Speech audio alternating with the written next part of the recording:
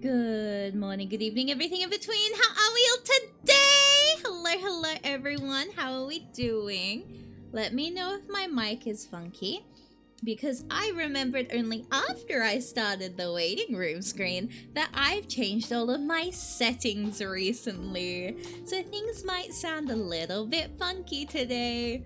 We pulled a silly. But hello. Let's get the fuck out of me. Yeah! Let's go! I also just woke up from my sleep 30-something minutes ago.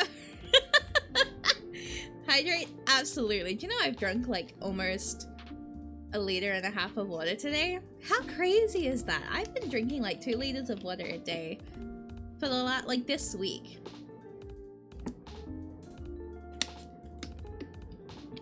I'm so proud of me too. But you know what it is? So there used to be this like it's this flavored water, right? And they stopped. I couldn't find it anywhere in stock for like years. Like it just disappeared one day. And then the other day I saw it and I was like, no fucking way. There's no way. And then I just got one, continued my day, and then the next day I found it on, like for sale again, and I was like, well, I'm gonna buy a couple of them.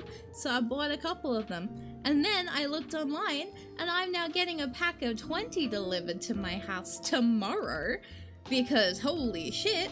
So I'm gonna be so fucking hydrated because it's one specific flavor of flavored water that I'm— oh, hello, Cinderquill. Hi! Please don't knock that out. Thank you. There's one specific flavor of water that I'm obsessed with. Been away for 2 hours and I already down like 3 cups of orange juice. Yeah! We're waterboarding ourselves. Why am I going into the red? Okay, there we go. Let's fix that. That was crazy. Yeah, it's like a very specific flavored water, and I'm very excited because it's pink. The bottle is pink, so I'm even more excited. So I got 20 of them. It cost me like $60, but that may sound like a lot, but hear me out. Individually, if I bought them one at a time, it's $4.50 a bottle. Pack of 20 being 60 means it goes down to $3 something. That's girl math. I'm staying hydrated. I'm paying a little bit less. It all makes sense. It's overnight shipping. Like, I'm getting it tomorrow. I ordered it today. I was like, yeah, no, that works. So it's happening. We're making this happen. I'm very excited. I technically have my last one in front of me and then my standard water, so like I'm gonna be mostly drinking my standard water. Mari Fish era. I'm gonna be so fucking hydrated that y'all and my kidneys aren't gonna know what the fuck to do with me. Like, neither of y'all are knowing what's gonna happen, honestly, at this point. Hello, water bottle. It's gonna be something. But yeah, I've been changing. I don't think that's a good thing. No, hear me out. It's a great thing. It's gonna be an amazing thing. It's gonna be so good. Your kidney is getting waterlogged. Good for them. Exactly. Also got wafer sticks. They're finished now, but it took me a couple of days. Anyway, hi first. Hi, Lucky. I bought a tin of wafer sticks. It took me a couple of days to finish them, but they were really, really good. And now I have a tin that I can use for cosplay stuff. See? That's how we reuse in this household. Whatever we have, we just reuse for cosplay. Makes the good noises, see? Oh, it actually does get caught. That's so funny. But yeah, we've been working hard the last few days. Okay, I've been perceived by those teaspoons. Have a good rest of your day. Me personally, that tin can would have been gone in 30 minutes. Yeah, see, normally it would have been the same, but like, I haven't been eating much the last few days because of how hot it's been. So like, it's been taking me a little bit longer to like eat things. But the main thing I have the tin. And I'm very excited because I can put paintbrushes in this. And that's big. I can put paintbrushes in this. And I'll find other things. I can also use them for travel, for when I go to Offkai. I can put in like little like pieces of like cosplay that, you know, are a bit more fragile, that need a bit more security, but are small enough to fit in there, which is really good because it's good for like small hair pieces and all that. Very nice. So it's a nice secure thing because the tins aren't easy to really crush. So like being able to reuse tins like this for cosplay is really smart and really useful, and I do recommend it as well. You can also just fill it as an emergency pack. So like you can chuck in like a pair of scissors, some glue, some sewing needle, threads, all of that. It's a good little thing to have on hand. It's a small little container, so it's easy to fit in the bag. This can actually fit a small water bottle as well. Grandma coded? No! No, it's smart! It's life experience coded. You can also put pens and paintbrushes in the official Twofold pencil case. Real! Okay, did you know? Did you know? Did you know? I have a throne at the moment, and I learned how to put custom items in the throne. And if I remember, wait, let me double check. If I remember correctly, my very first item that should appear is a Twofold item, because I learned how to do it specifically to ask it. Let me double check my fact. Let me fact check myself.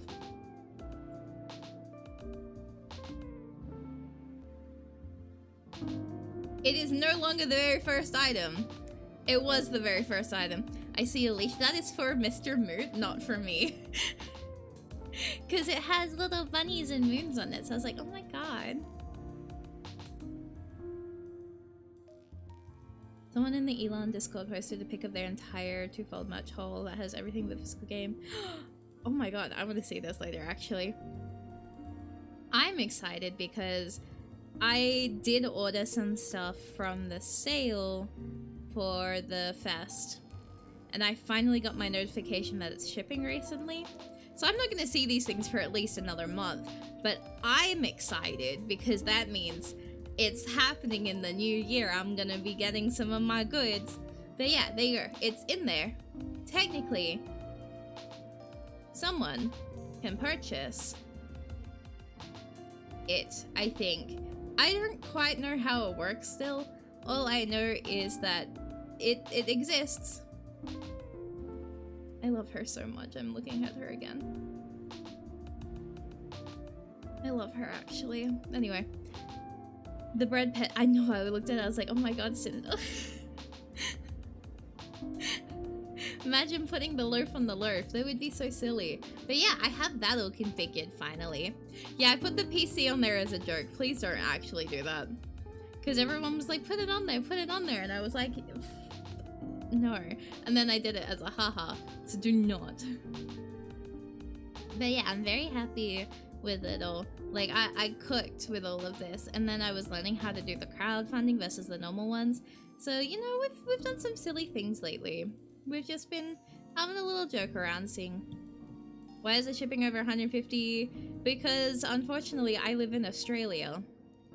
I don't know how to tell you this, but that is my everyday life. You think something's expensive, add the shipping on. It gets horrifying. And it never gets better from there. I also have Alicia in there, and I was like, oh my god, my girl, Twirl's hair. I love her so much. I love shipping, same. I also have a fun little thing that you guys can now help in terms of, it's called Fund to Cover Project, and it essentially, at the moment, goes directly to Shura. So when you pay towards it, the money goes to helping fund stuff in terms of collaborating with Shura for the artwork. Eventually I might add the different other aspects to it, but the art's definitely the part that I do invest the most money in when it comes to it.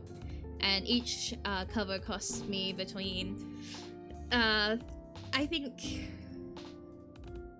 the cheapest one in the works at the moment was $300-ish. I think, no, one of them was $250. Why is a Suicune miniature fucking $40? Because, okay, I actually know why. So, the Suicune merch was very, very difficult to get a hold of as a genuine. So, a lot of fake Suicune merch is sold. A lot of it's bootleg, and because not a lot of the genuine ones sold in the older, like when they were released, it has a higher value. So same with the Suicune cards, they always have like a higher value than a lot of other cards just for being like Suicune. But yeah, because of the fact that it is a genuine and it's still like collector quality, unfortunately. But yeah, because I have a collection of like Suicune merch, like I have like a genuine collection of like figures, cards. I don't want to admit how much I've spent on that. Actually, never mind. I'm not admitting that one. I'm not outing myself like that today. Know what to bring to the US? Suicune! One day, I plan on getting the giant ferret plushie and making it everyone's problem. Also, why have I got double audio? Why did no one tell me that there's 2 audios going? God bless. I've been sitting here vibing with the emotional music and y'all are getting the upbeat. But yeah, I'm gonna jump across to the new screen. Not the new screen. The gaming screen. That explains the double drums. Oh my god. Come on. Move across. Why did the screen break? Okay. Well, you know what? I guess I had that perfectly aligned at the start, but you know what? It's been funky today. I just thought that was an intentional part of the revision. Oh my god, guys, please. But yeah, I've changed a lot of things today, so a lot of things are gonna sound a little bit funkier than usual. For example, do you guys want to see what I've been working on, like in the last week? I'm not gonna show you everything I've been working on, but do you want to see one of the changes that I have made recently? That could backfire, actually, because I could go, hey, look at this thing, and it could absolutely fuck itself over real bad. But do you want to see? Yes? Okay, watch this. So technically, my voice should be a lot nicer now when you listen to me. Is that correct? Hopefully. Hopefully it sounds nicer for y'all.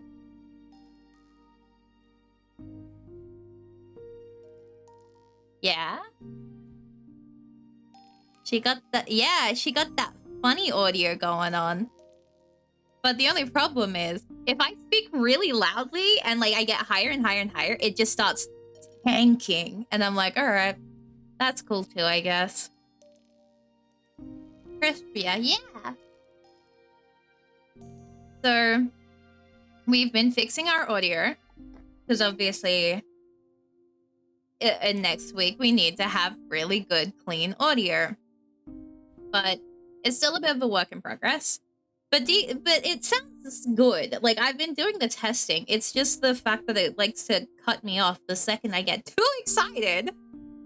But it's like that, you know? But yeah, I actually have it set up so it's run through... Yeah, see? Yeah, it does. It's so painful. I can't get it to not do that either. Like, it just gets too excited and then it's just like, okay, you need to calm down. And I'm like, please, no, not me. Why? And then it, like, it hates me. Because I'm running it through voice mod now. So it gets a little bit fussy on how I sound at all times. Because I wanted to do... Wait for it. I wanted to do this. I can't hear how it sounds right now, but it should sound different for y'all again, or else I've broken it again.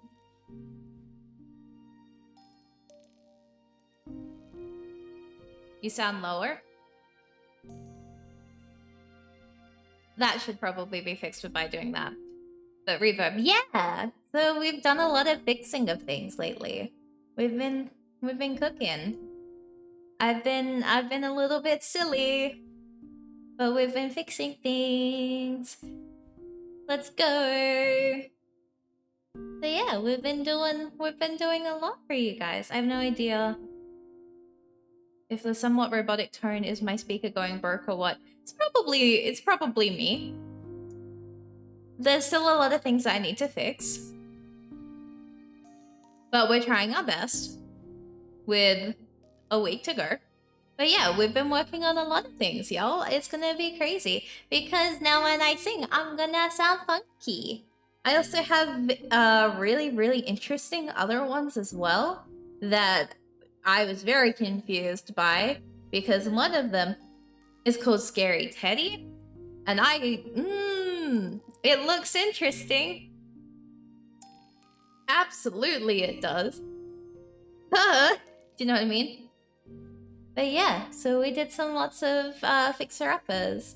And then this is the one that I've been tending to lean towards for future general streams. So I will leave it up to you guys today. Do you want me to use the funny new voice like settings, or would you like the normal one for today?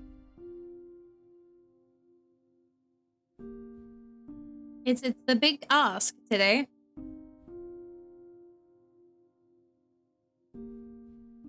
Yeah. Oh, the merch is stunning, actually. Oh my god.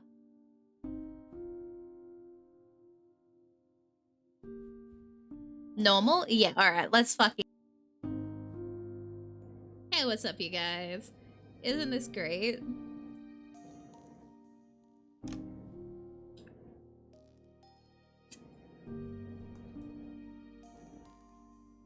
I love how you all go normal after I'm like, look at my new voice. Wait, do you guys prefer this one over the other one? Is it because it sounds a little bit too robotic? Or do you just prefer my voice without, I associate this voice for VN. Oh, no.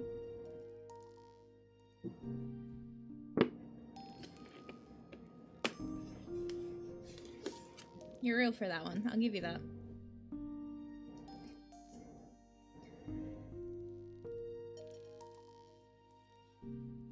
I want to hear your subs in their truest form. Theo's art for the mousepad pencil case is one of my favorite. Real though. I just... Millie. Do you know what I mean? I haven't been able to stop thinking about Millie like the last week. Like, I'm so Millie-pilled at this point, it's embarrassing. Like, I go to bed, I think about Millie. I wake up, I think about Millie. Everything is Millie. Reverb or the louder version doesn't match the vibe of the VN. You know what? That's a good point, actually, yeah. You get me and my terrible audio quality on my normal mic. Yikes, we've all been just so pilled by this game. This VN has hands and I'm obsessed. Do you think PC has some unavoidable Millie bias just because, like, you know, so we've been... Oh, I'm so ready for this.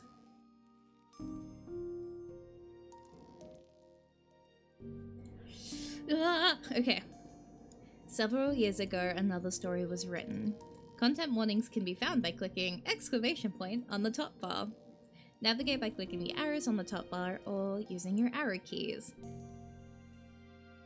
Aren't you pilled by every Elon game for like a month straight? It's been nearly 2 months now, I think.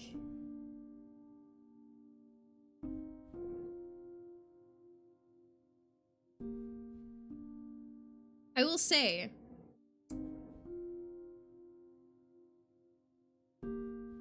PBH did have me by the throat since I played it in July? It's only recently that I have been less screaming about please be happy. But it's definitely been over a month since this came out. I can actually count that by how many thumbnails I've made.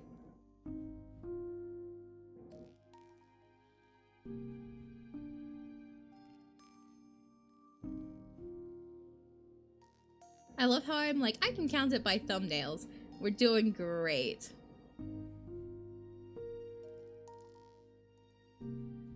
One,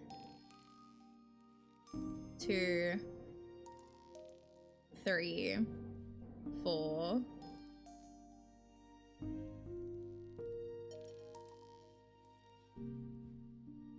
five, six. I have 6 thumbnails. Came out October 27th. It came out just before Halloween.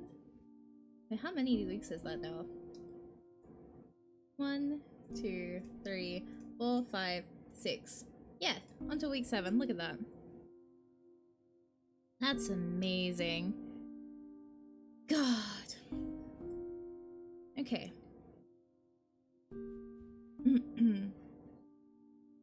Perfect Circle contains potential uncomfortable content.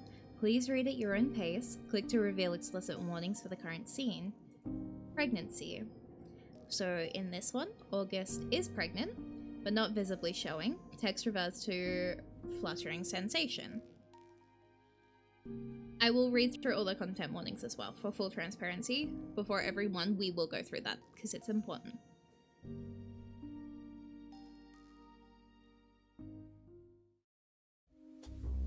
This is also my mom, thank you very much.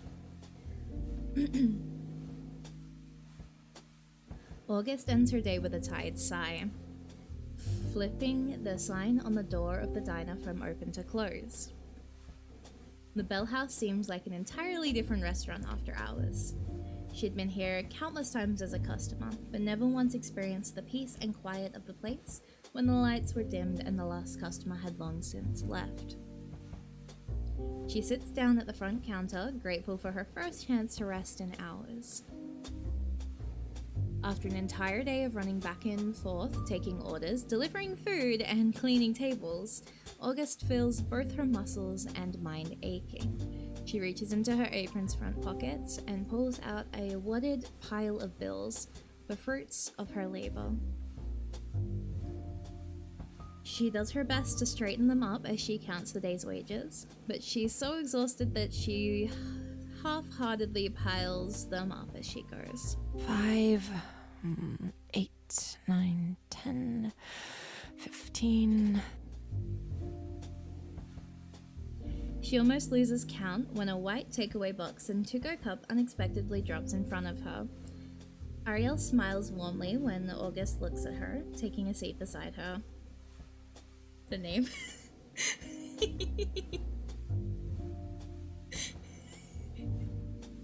Hey, August. Sorry about the crazy first day. I don't normally condone trial by fire, but, well, everything will seem easy after this, right? That's true. To be honest, I wasn't sure if I could survive another week of this. Goodness, no, dear. I'd quit if we had a whole week of nights like these. How'd you do? Alright, I think. The table numbers gave me trouble at first, but I think I've got it now. That's great. I knew you'd get the hang of it in no time.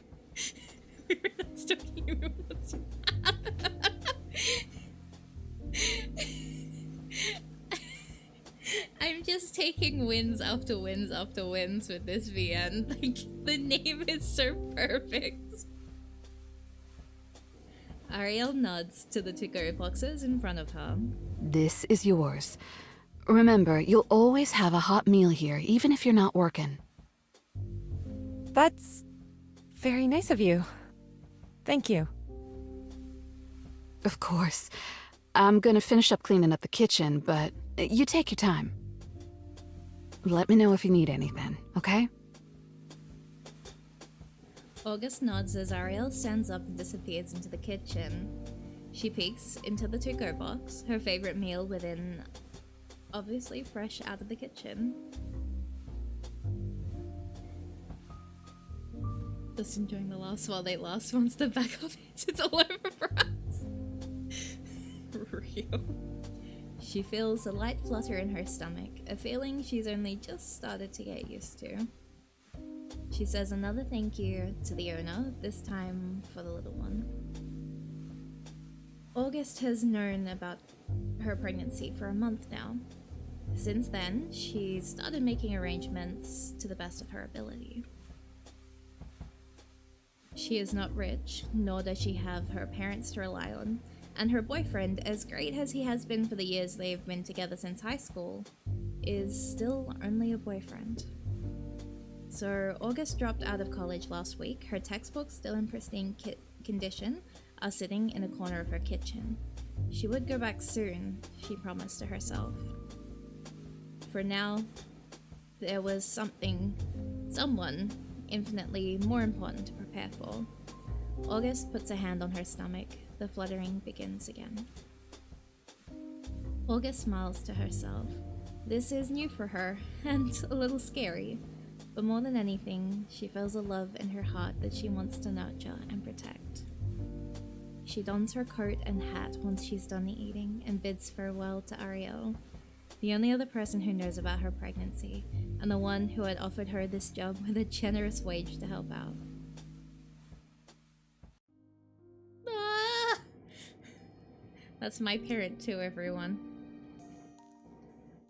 Oh, my heart.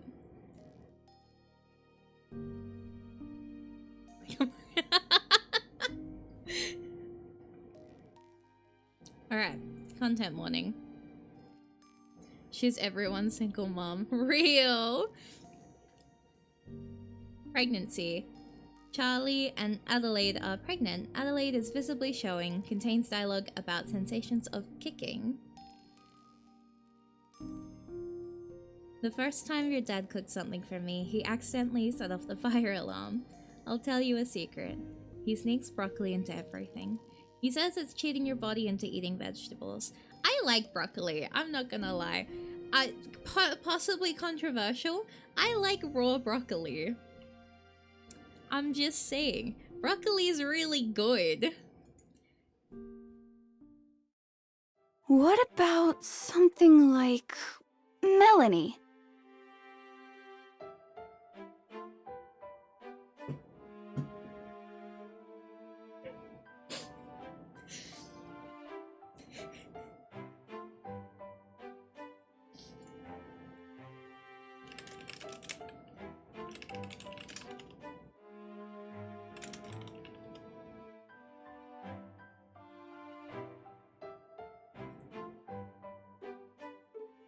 We're starting off with a beggar already. Maybe. I do like M names. Wait! What is that for?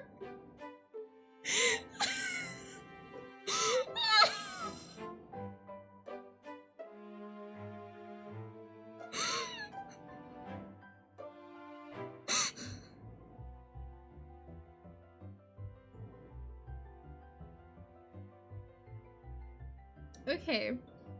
There is a funny joke there that I cannot disclose. But it's very funny.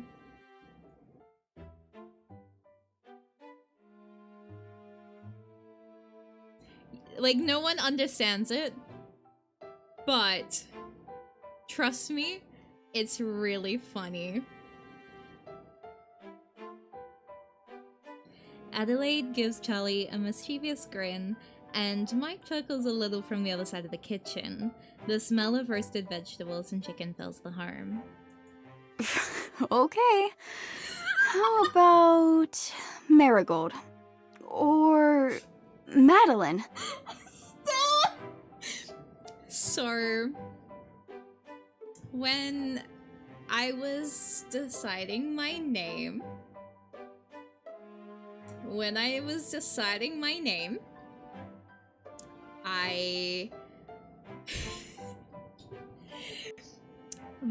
So, I was originally going to be Marigold. And then we shortened it to Mari. And then I saw Marielle and I was like, okay, no, actually, we're gonna use that for the full of it. So I was originally going to be Marigold and Mari for short. So that's funny as fuck.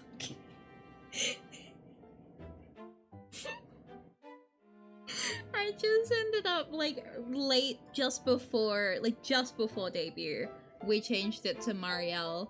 Like, I think 2 weeks before debut, we changed it. And I think that's really, that's why I was like, stop. Because it was going to be Marigold because of the fact that a lot of my attire holds like yellers. So for me, that's really funny. Oh my god. I think something cute would be good. I'm loving this. She's definitely gonna be a cutie. I mean, look at her parents. She clicks again and like the Mark's got him for. Yeah, let's go! Adelaide laughs as Charlie leans over, speaking close to her belly. When are you becoming cutie? Your poor mama can barely walk, you know. Oh! With a clatter, Mike drops whatever he was watching and rushes over as Adelaide's laughter stops abruptly, and she places a careful hand on her stomach. Oh gosh. Adelaide, deep breaths. Is it time? You okay? Charlie, can you start the car? Oh my god. No, wait. It's not that. She's just... Oh, she's kicking a lot. Charlie and Mike heave a huge sigh of relief in unison. Mike stays by his wife's side, holding her hand. You sure? Do you want me to call the nurses again? Just in case? I'm okay, love. I mean it. She's just active at dinner time. You know that. I can't imagine being that far along. My feet are already sore, and I'm just a couple of months in. Well, you are pretty tiny. Your stomach will probably be the size of you by June.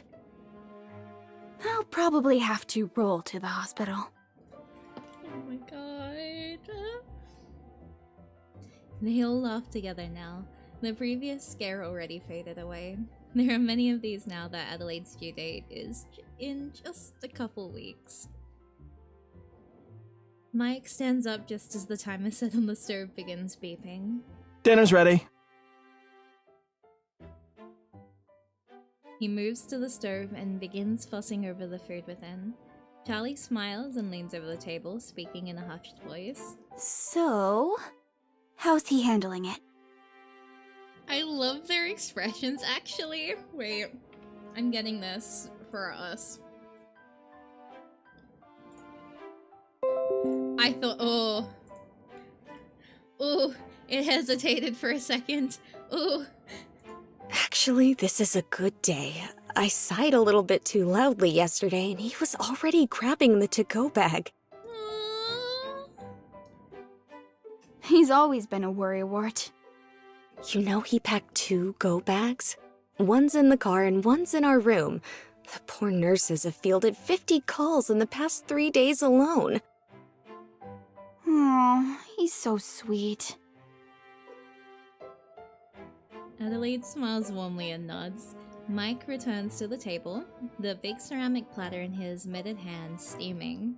I followed the recipe, but I'm not sure if the vegetables are cooked. But they started burning, so... He sets the dish in the middle of the table, slipping off his gloves and tossing them onto the counter behind him. He avoids eye contact with both Charlie and Adelaide all the while, sheepishly staring down at the food. It looks great, Mike. He sits at the table next to Adelaide, and the three take a minute to serve their plates. It's a familiar scene by now. Charlie's spot at the table had been there before Mike's, and it was because of her that she and Adelaide had met Mike years ago. To this day, Adelaide teases Charlie over her ability to rear-end a parked vehicle.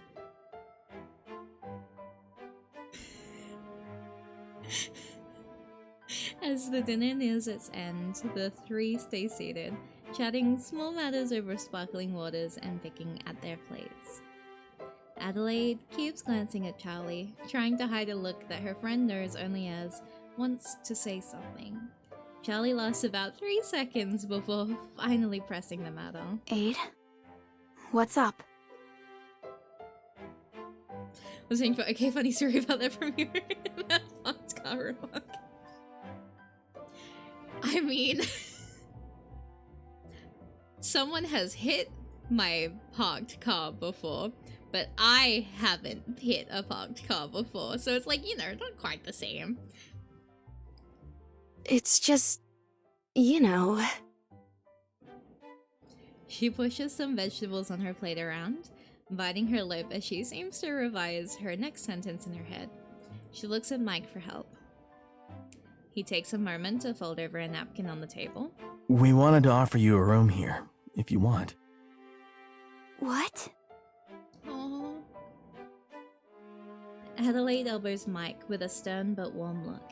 He gives her a bewildered stare in return as she shakes her head in exasperation. I love you so much, Charlie. You know that, right? Mike loves you too. You're always going to be our family. Adelaide reaches out and grabs her friend's hands. You're so important to me. I hope you know you're always welcome in our home, no matter what. And newborns are tough, you know? You'll need time off work to rest and recover and, well, everything. I already asked for a split leave at the shop. I'll stay here with Adelaide for a month, and then I have another month to use down the line if you need anything. Oh my god, duh. You could stay with us, and if anything happens, we'll both be here for you. Charlie feels a lump rise in her throat, looking at her earnest expression. She looks down at their hands, locked together on the table. She closes her eyes and takes a slow breath. Gently, she squeezes Adelaide's hands before releasing them. She smiles at her friends before her. I love you too, but I can't. No! Mike, you need to stay with Adelaide for as long as you can take time off. And Adelaide, you need to rest too. Spend time with your little girl and your husband. Don't go worrying about me like always. I have to do this on my own. I need to. Charlie. You don't need to. I have to prove to myself that I can do this on my own. I'm gonna take that hydrate. Let's go.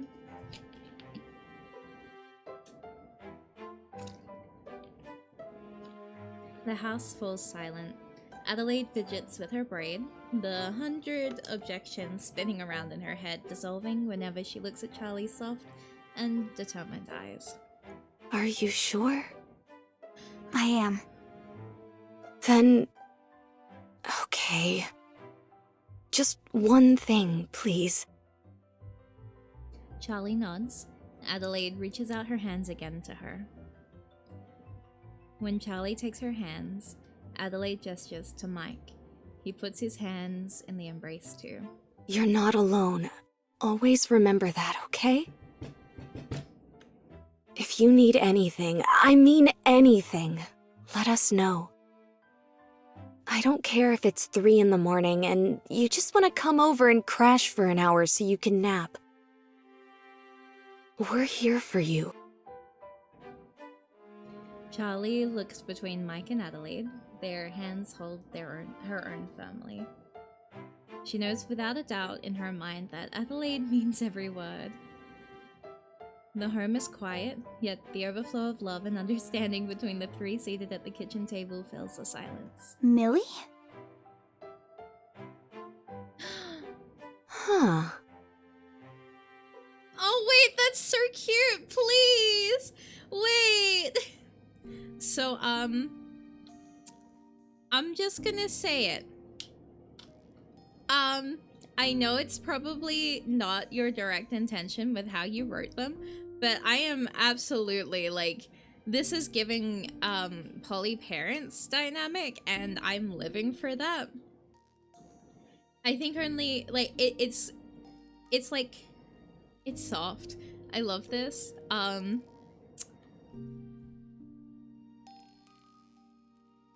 Yeah. Yeah. Yeah. Yeah. Like, that was so soft, actually. Congrats.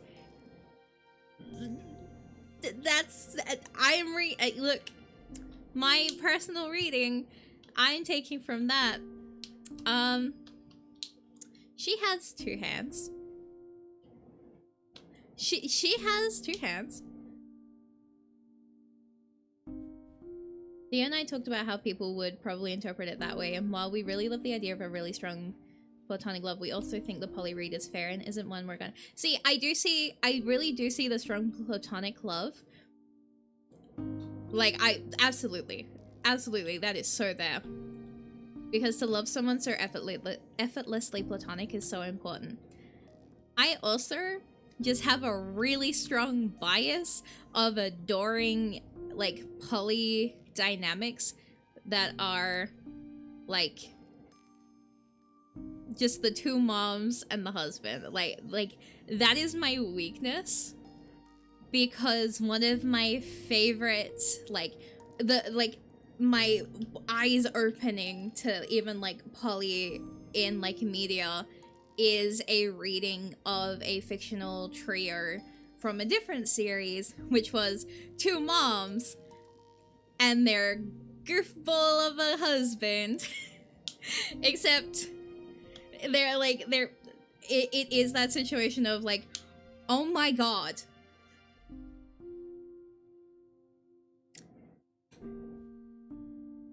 So basically that dynamic is that it's one of them where the two women are so close together that a lot of the readings can be taken as romantic. One of them marries gets with the guy. I don't think they ever confirmed and married. And then leaves. And during that time, because he has the kid, like the little baby, the other character helps him raise the baby, and they get really close and everything, and then they fall in love together, and then they have their own baby together. But she, unfortunately, she does not get to see much in terms of her family. So, like, you know, it's a weak dynamic for me. During the voice direction, there were some lines where Sion instructed Charlie and Adelaide to speak to each other like they were lovers. Yeah, there you go. Like, there was that, like, kind of, you know? But yeah, I think some people will know which pairing I was talking about then. I think Neki knows. Neki absolutely knew what I was talking about. If Neki doesn't, I would be shocked.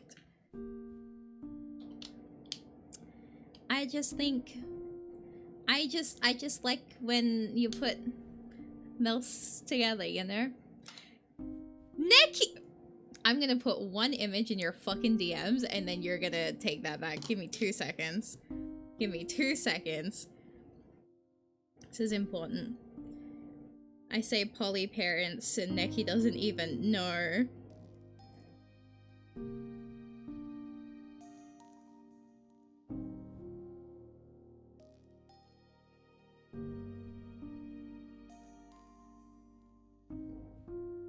I don't remember everything. I can't believe this. I'm fixing this today, actually. This is so important. That's not the right DMs. Oh, that could have been the wrong one. Okay.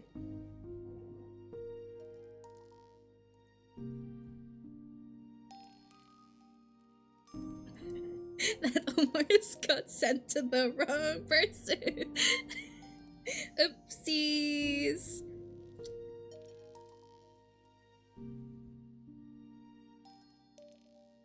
Yeah, you're right. I'm sorry.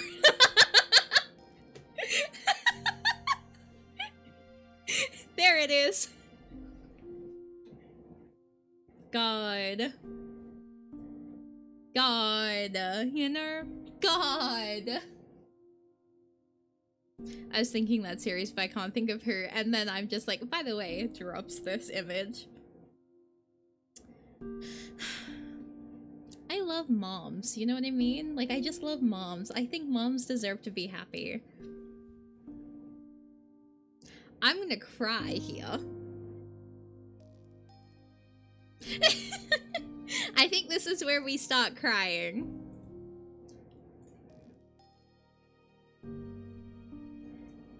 Okay, so I don't think this scene is sad. I'm glad you don't think it's sad. I get emotional about babies. Charlie is pregnant invisibly, showing there are no descriptions of pregnancy symptoms. I don't think anyone leaves wishing they had spent less time with loved ones. Christmas has always been special to me for that very reason. Oh, then you're doing it a real. If you hand me, like, okay. I am so, like, I have the, like, most insane maternal instincts, and it dooms me all the time. You hand me a baby, I am holding onto that little thing, and I'm like, I am protecting you with my life. Like, that's it. I will protect you forever. Which was, like, when I was a teacher, it was very beneficial because I protected my students viciously. I was always their #1 supporter. And, like, because I was teaching from as young as, like, 2 to, like, 18. Like, my kids were my children, you know? So very protective. Babies are my weak spot because I also don't quite understand how to hold babies because why are they so fragile like that? It's a terrifying thing of I will hold you and protect you, and also I am too afraid to hold you because why are you so fragile? Why do you look like that? Why are human babies like this? It's a time. Do you know what I mean? Oh, it's so over for us. Shh, it's okay, little Millie. Look what I have here. It's from Grandpa Cal. You feel like a wet potato reel. Why are humans so baby? Yeah! So that's why Mario wants a baby with more.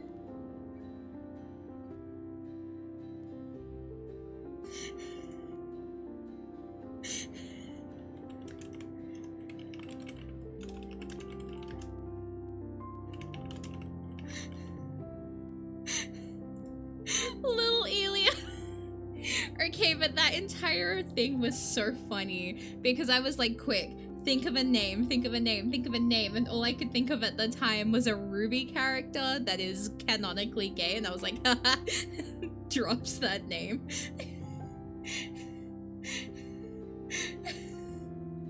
I was like, that's all we got going for us. Look at the star! Wait, I can do that too. Look, we can do that. Look, Fankin design competition win. Oh my god, that would be so funny actually. Could you imagine? Oh my god. Look, we got the starry eyes together. Adelaide bounces the tiny baby in her arms, who squirms and fusses and wrinkles her face in response. She shakes the cloth kitten near Millie's face until its little dance catches her attention. Wow, you're basically doing that. Yeah! Look at that! No, it's so over for me. Look at her face. She's a little creature. I'm getting this one for me. I don't care what anyone says. This is for me.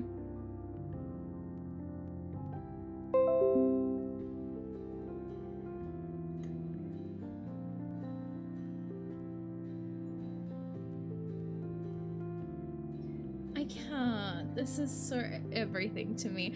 Wait, you're right. The sweat. Oh my god.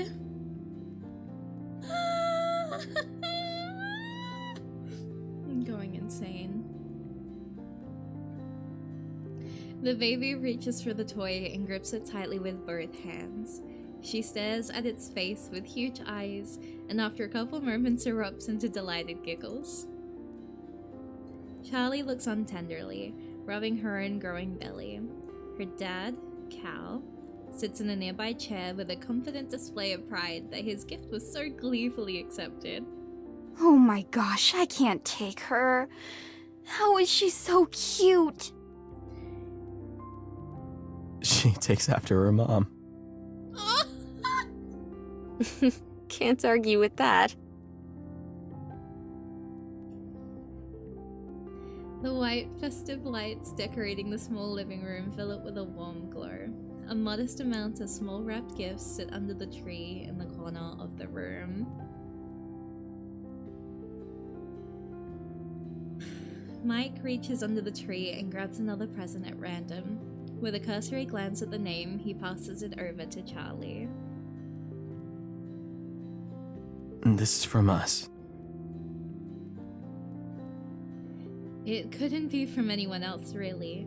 Charlie raises her eyebrows and turns over the small, bright red cube in her hands. She gives it a little shake, turning her head to hear the contents within. Cal smirks a little and shakes his head. What? It's good luck, isn't it? Right. She smiles warmly in return to her dad's sigh, unwrapping the present as she hums to herself. Oh, Oh my god. this is beautiful. I know you're not too into jewelry, but I couldn't resist. Tell her about the flower, Mike. It's a violet. Thank you, Mike. It's the flower for February.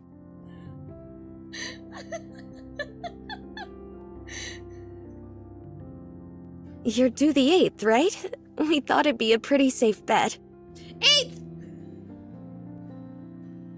Why is my mic peaking again? Oh, I'm getting too excited. Stop! Don't worry, we got you a lot of diapers and clothes too. It's just... I wanted to buy something for you. And don't feel like you have to wear it. It just... Adelaide, no. I love it. I really do. Reese's birthday is February the 4th. She's speedrun. Yeah! Thank you so much. Charlie fiddles with the latch, trying to get the clasp on the impossibly tiny loop. Cal watches for just a moment before kneeling down and placing his hand over hers. Her mother always loved jewelry like this, but she could never get the latch either. He laughs a little to himself.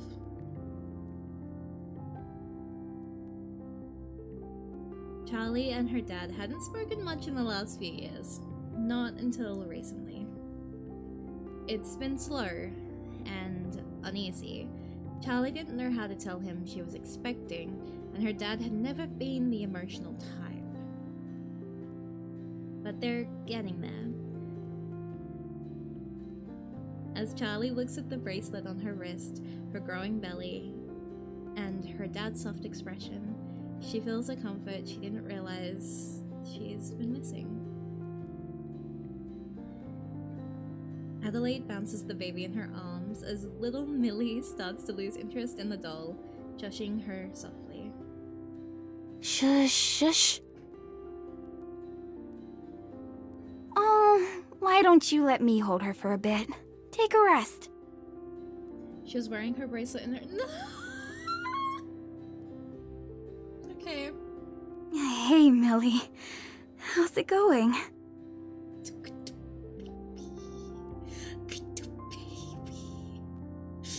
Oh, it's fine.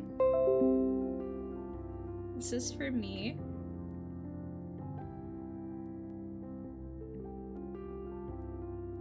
You know, your mom is really amazing. She loves you so much, too.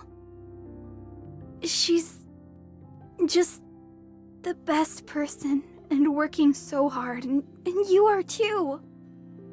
I know this is the emotional moment, but this fate. Wait, I need to crop this for the perfect. I'm keeping this.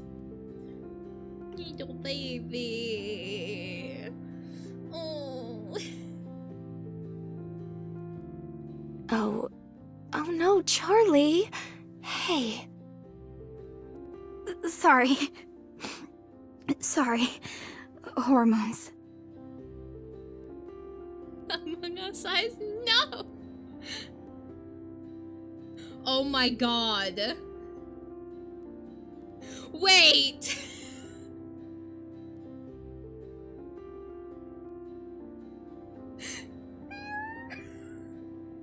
They are...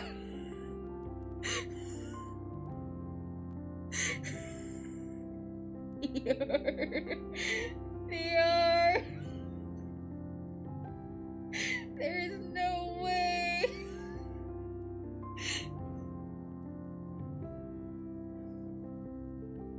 Theo, was that intentional?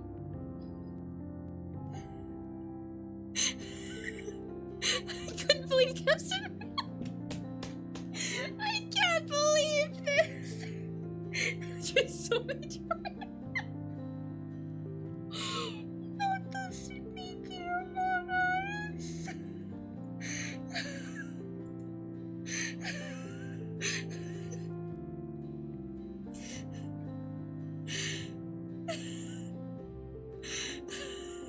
There truly was an imposter amongst you. Yeah, literally. Oh no. Oh no.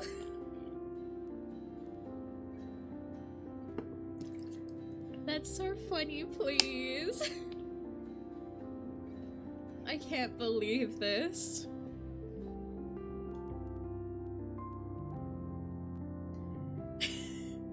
How many more Among Us eyes are we gonna see hidden? You got that dog.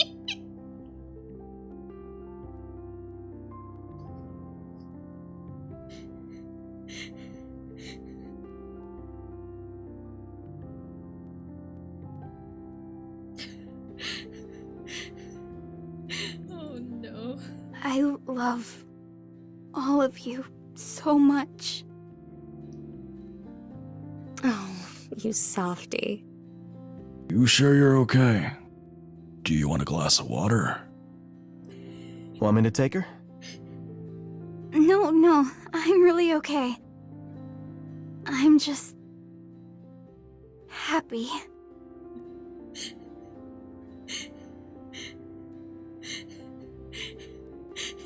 I can't get over the Among Us eyes. Saved from crying because Among Us.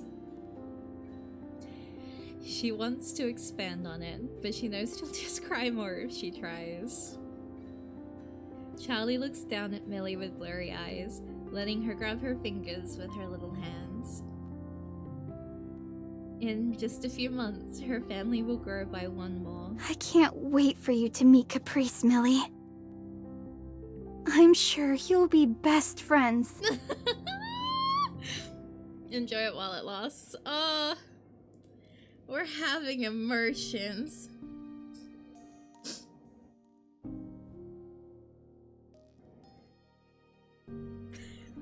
Still in the emergency.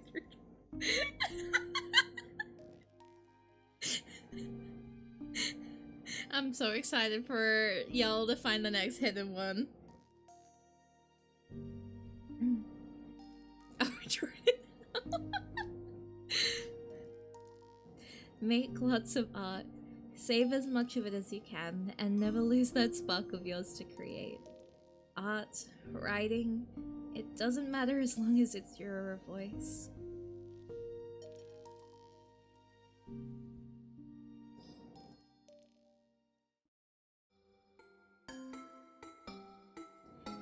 Caprice is coloring. The big pink crayon in her hand moves with conviction. filling the paper with pink scribbles and pink circles and pink lines. It's great. She glances at the guy next to her. He's coloring quietly too. He smiles down at Caprice and ruffles her hair. He's nice. But he's not Mom. So Caprice keeps coloring, passing time.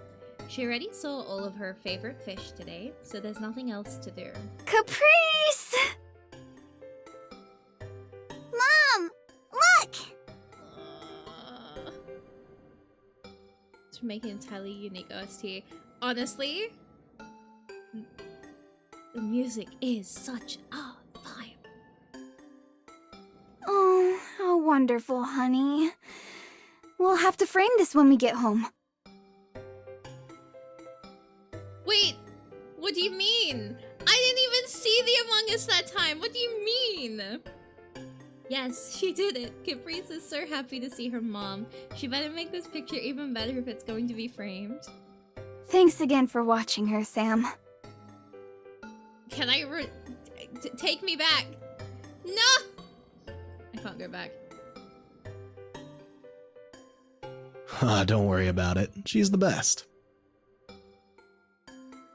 Still, please let me get you a coffee or something to say thanks. I'm lucky enough to finally get a turn hanging out with her. Really, no worries. Is your chore still going on? How about you go grab lunch with Cappy here? I'll finish it for you. Really? Are you sure?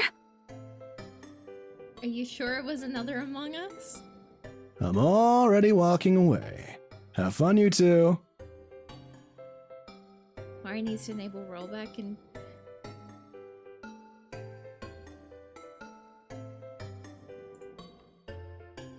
Okay, well, no one... Mom!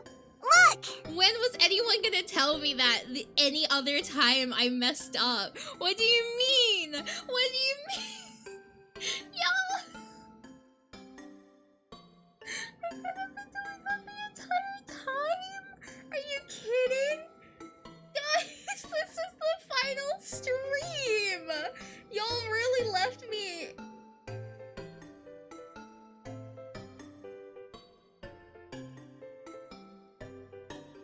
Guys! Guys!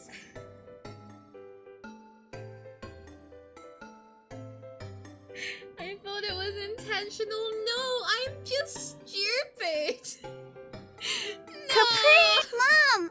Oh, thanks again. I can't I'm lucky. believe Really? this. I'm already walking away. Have fun, you two. Forgot you have no brain cells. Yeah, I have no brain cells. Rollback breaks the base game sorta hard in places. Ah, you know what? That's fair. There was no Among Us there. Actually. No, okay, I see what Necky's on about. Mom sighs and waves goodbye to Sam. She seems tired. Caprice proudly rolls up her drawing and hops off her chair. Was Sam nice? Oh my god. Mom, I love you, actually.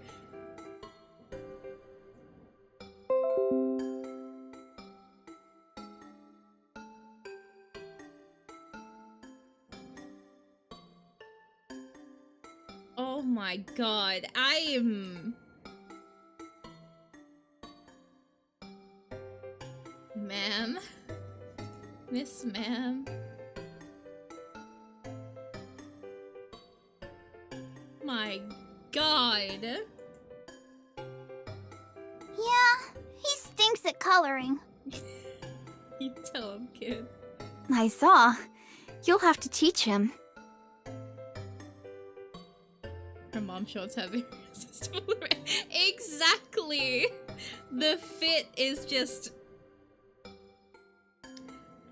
The hair, the fit, I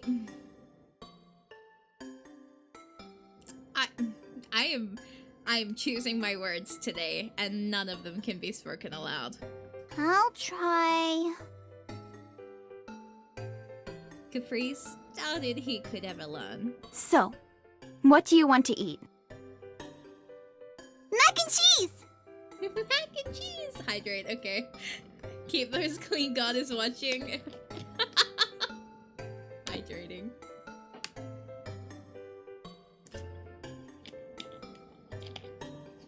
You can't give me a, like, lovely, happy mom who is just such a great parent and not expect me to have head over heels feelings. Do you know what I mean? Again? Again! Okay, mac and cheese it is. Too bad we did that like 3 times in a reel.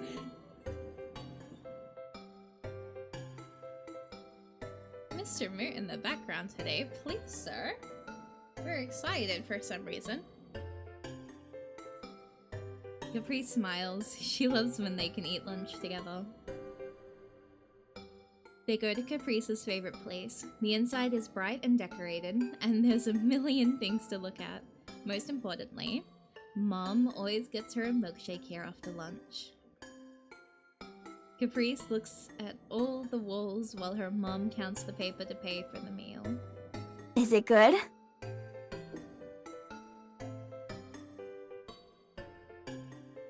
Mm-hmm. I did the PBH chapter arts.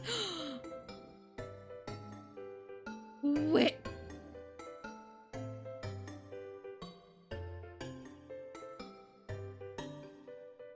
Everything is making sense now, actually.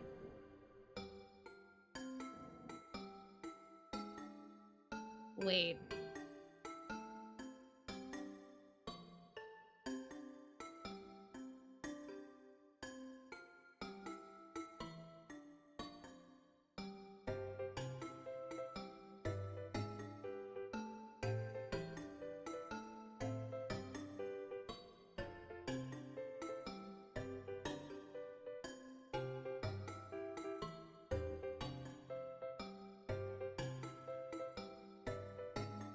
Oh my god.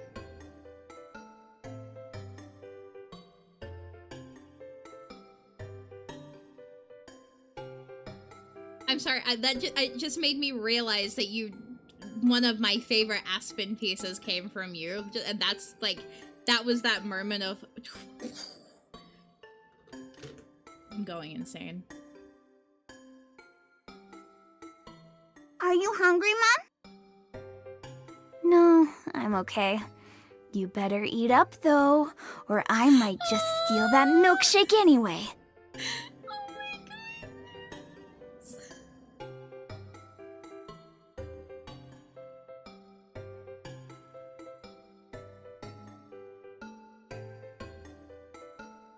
I love how Necky's in my DMs like, you're an idiot. Like, affectionately.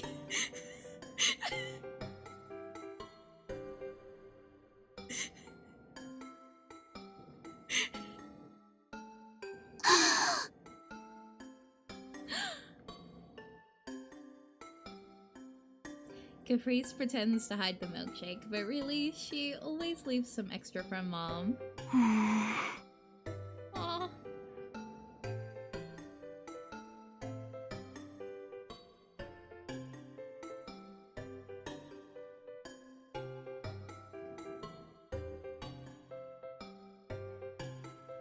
You just cried because... Okay, but when you said that, I was like in hell of like clicker training, trying to finish a fucking brain game. Like, you've got to give me like 3 to 5 business days to process words when I'm trying to use a brain cell. And I also just had it put back into my DMs. I'm losing my mind. God, I love you actually. Look at... Okay. Do you have fun at the aquarium, Caprice? I like the otters. And the big tank with all the fish. All the fish. Caprice wonders why her mom asks her questions like this so much. She always looks so worried when she does too. Her actual favorite thing about the aquarium is when her mom tells her all about the fish. Even if she's heard it all a million times. Her mom gets busy though, so she can't do it often. I wish I could walk around with you, though. Oh, Angel. Uh-oh. Mom looks a little sad again. But the other people are really nice too, so it's okay. Her mom smiles but looks away. Caprice puts her milkshake back on the table, then unfurls the drawing in her pocket, the secret weapon to cheer her up. Also, please release Goth Millie. Am I allowed to? Can I post it? Because, like, I have been staring at it all the time, like, twirling my hair, like, oh my god, I love this. Yes, it's yours? Oh my god, wait. Okay, noted. Mom, can you finish it for me? Oh, are you all done? Wait, Goth Millie exists? I commissioned Goth Millie, yes. Goth Millie exists. Yep. Okay, so what do you want to title it? Big Blue! Big Blue! It's modeled after her favorite tank in the aquarium. It's the biggest one, with the most fish in it. She even drew the pink rocks on the bottom. Her mom writes Big Blue nice and pretty on the back of the drawing, and puts the date. She passes it back to Caprice to sign, and she does so with a strong swoop of her pencil. Done! Good job. Will you hold on to it for me until we get home? Okay. Are you done eating? Yep. Thank you, Mom. I love you. I love you too, honey. My god.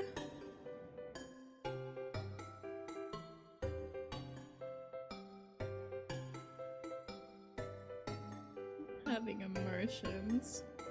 Let's head back now, okay?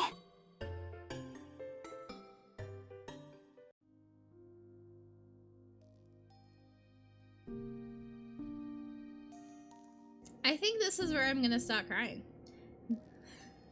It's a content warning. Oh, here we go! Oh, here we go! Yep.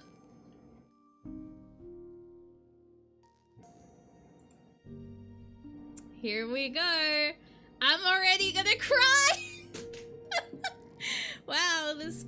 Oh, goodness.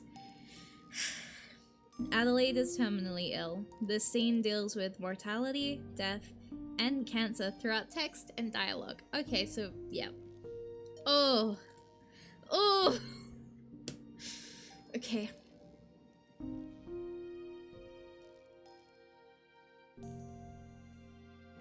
Alright. I'm already feeling it. We're gonna be in for a time. There will be good days and bad days. Hold the good days close and cherish each and every sunrise.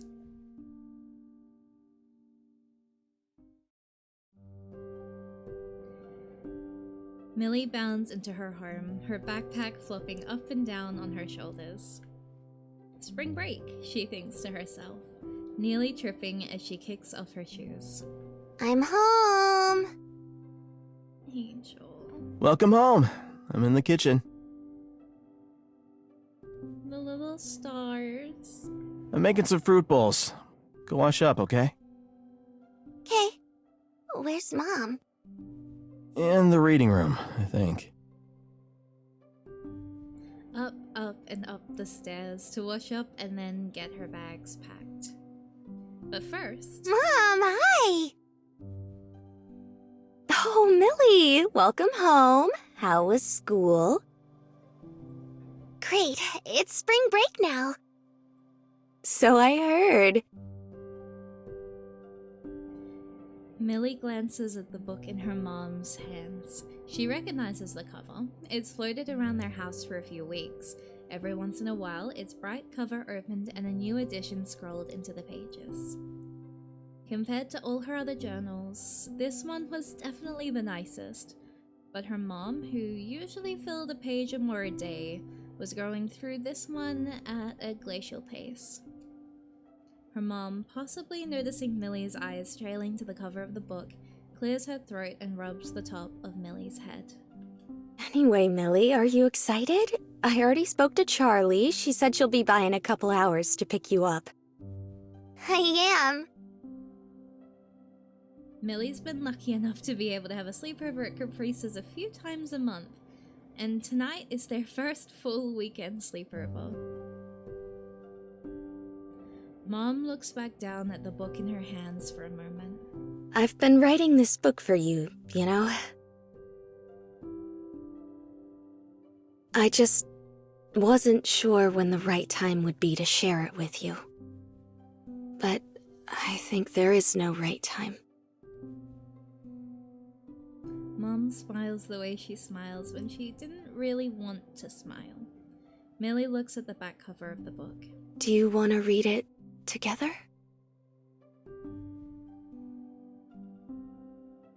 With an uncertain nod, Millie curls up on the ground, wrapping herself up in her soft blanket.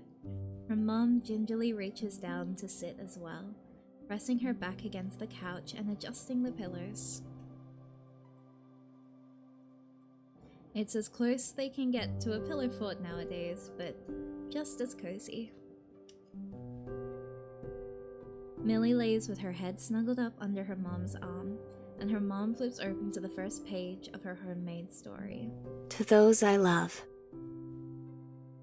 Mom hesitates before turning the page. The pages within are dedicated to you, my family, who I will love forever after. A knock on the door stops them at the second page. Hey, loves. Wanna? Dad began his words smiling, but his voice and mood falters when he spots the two of them on the floor. Everything okay? Yeah, everything's fine. I was just about to read this. Why don't you join us?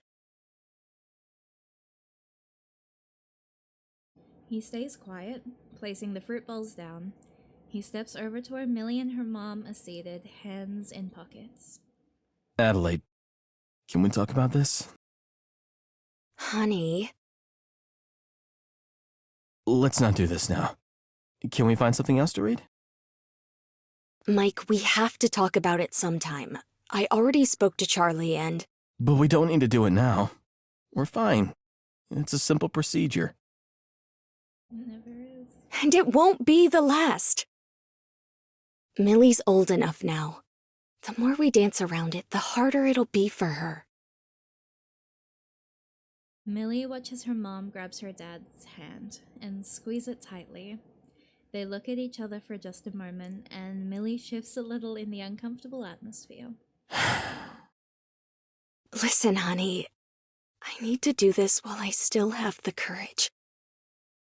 After we read it, we can talk as a family, okay? Millie nods because she feels like she has to. Her dad sits on the other side of her, taking her hand in his, and putting his arm around the both of them. The family sits together in the sunset-lit room, snuggled up on the floor against the couch, as Adelaide begins reading a sad story. To Mike, my one and only love. My greatest wish has always been to share our lives together. Millie sits listening, her heart heavy. Her mom continues reading page after page in a soft voice. And failing that, I wish you find happiness. Continue living and know I'm always beside you, rooting for you. Millie, my little one, please never stop reaching for the stars. You deserve to shine.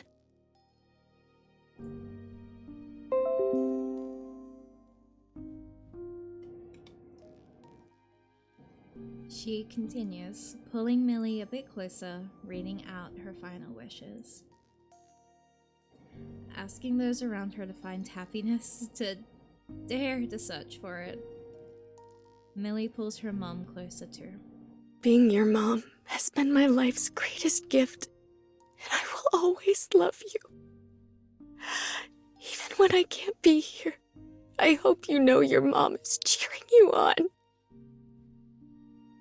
Millie glances up at her. She's staring at the back cover, a difficult expression adorning her face. Oh.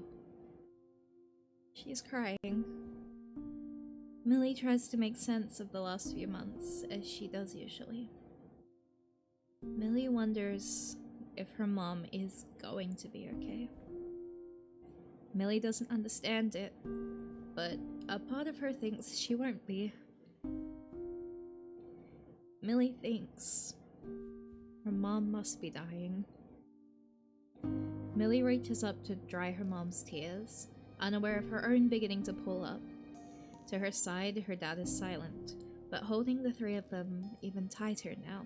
I love you both so much. We love you too. We still have so much time, so let's make the most of it, okay? We'll fill this book up together, Millie.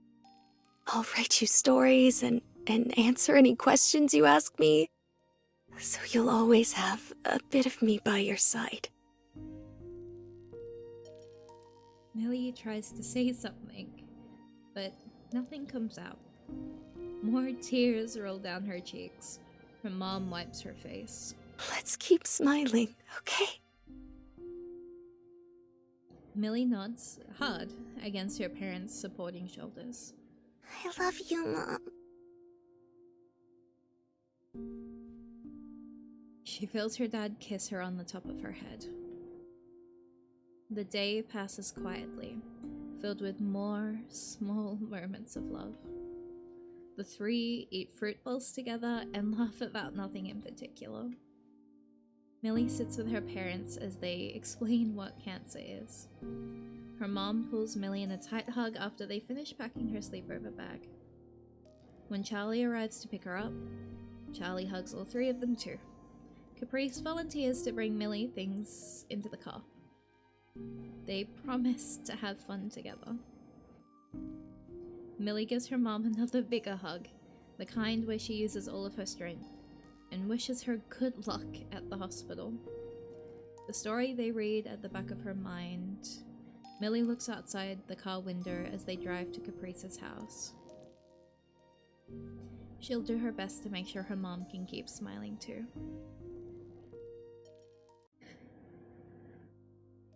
Knew that one was gonna fuck me up. I knew that one was gonna fuck me up. Yep.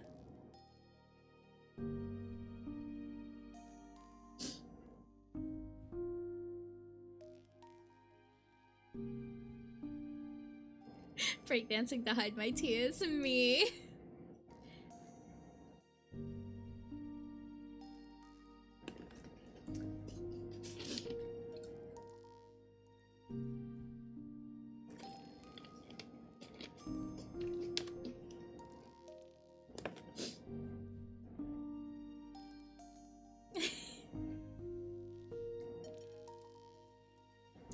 We thought it was important to go back to the scenes, like, so people can just sit with the scene without— yeah, no, I do appreciate that.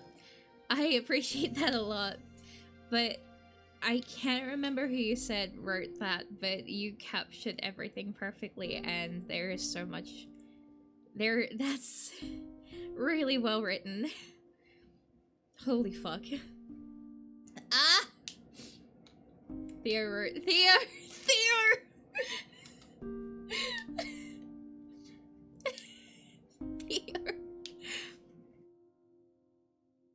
Oh my god.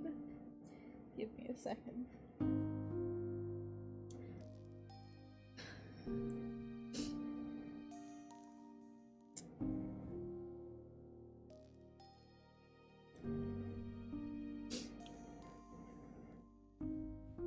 Caps cast him into the fire to catch him.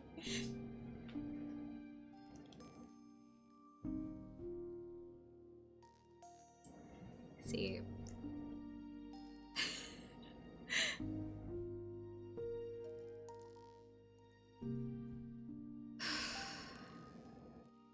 To be fair, you made a wrong response. I think Neki response won't comment.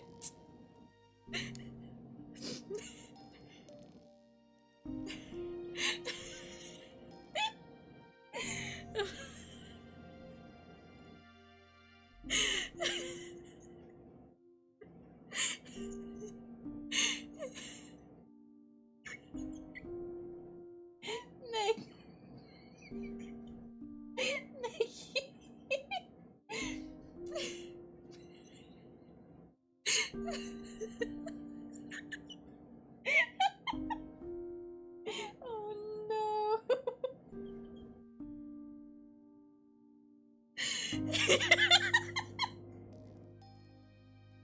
Oh no. Hi, Sammy, Susan. See? Oh, she's fucking zogged. Now Mori is always so surreal. I will say, I was lucky. And like, this is a very, I won't talk about this after this stream, so don't expect ever mention of it again. But as someone who, when she was very young, had a family member, well, still have, I was lucky, who was in and out of hospital procedure after procedure, and having to process a family member was going to die. This was very well written. This was very, very well written. Like, holy shit. Cause like, I've had that talk, not about the exact same condition, but about, like, I think I was only little. I was about, doing the math in my head, trying to remember. I think I was about either 7 or 9 years old when I had to be sat down and had that talk about a direct family member, like, dying. TM, like, that was going to happen. Thankfully, they're still with us. But like, they are still, like, it's a miracle that they're still alive. So like, you wrote this really, really nicely.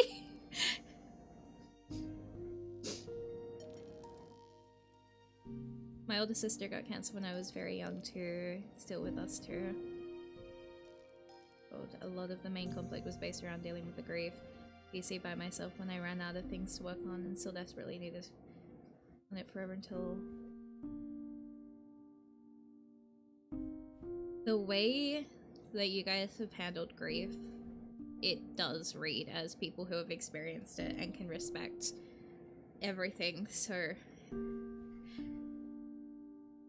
Like, you can tell when someone writes something that is so deeply personal to them, because there's a lot more reverence in the themes and discussion and the tonality of the subjects. And I think that's why Twofold has become so special to me, because there's so much, like, genuine handling of topics that are very real about it. Because, like, yeah, when you're young and you're getting told, hey, family member, they're dying, it's a lot to process and you don't quite understand it. And that does really hold firm in this scene, but it's still that, oh, this is happening kind of thing. I'm not crying. Perhaps the rest of the writing team, the whole team, honestly, every single part of this, like, VN has been just, and like, I know I ramble about it. I know I have talked about it in Stardew stream. I know I've talked about it in I feel like every stream at the moment just comes back to Twofold. but like there is a lot of beauty in the writing that I feel doesn't get captured in a lot of stories that I have read. I'm feeling emotions! The writers team knew what they were doing and we were eating it up with tears. Yeah. Yeah.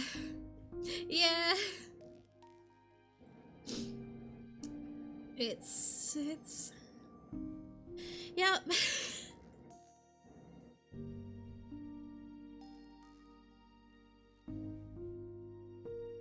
Having feelings. I'm sorry. I'm you know how sometimes you just really get into your like, yep. It's me right now.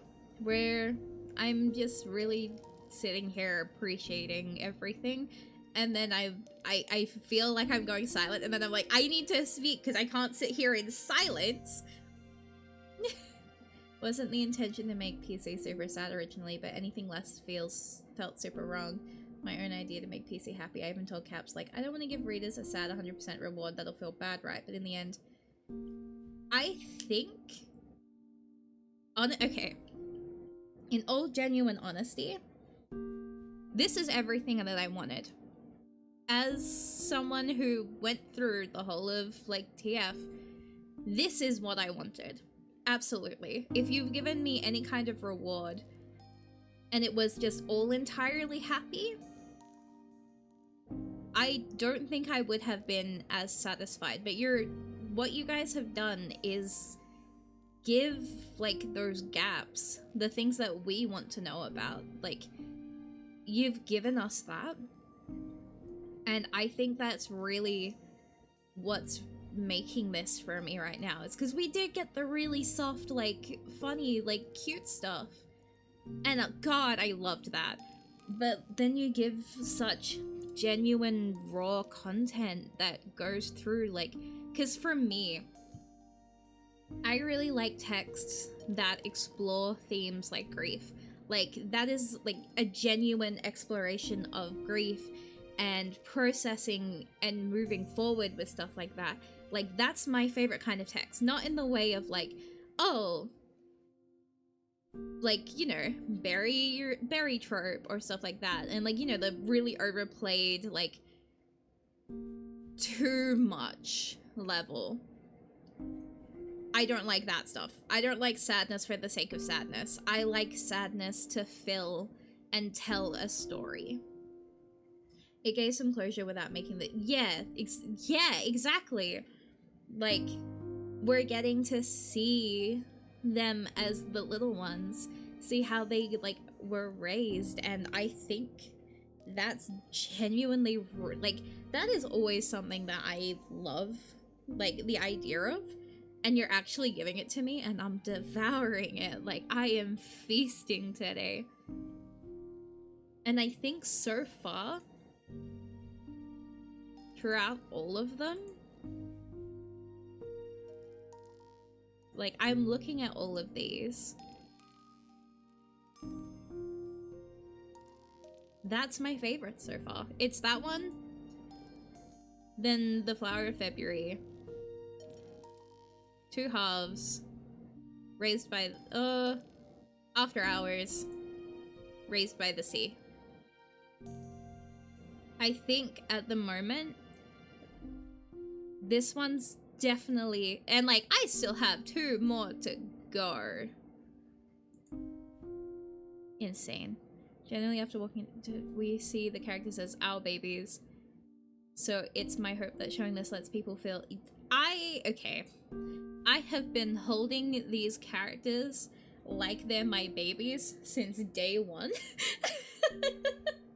I'm like, these are my little babies. Holds them like ferrets. They're coming with me.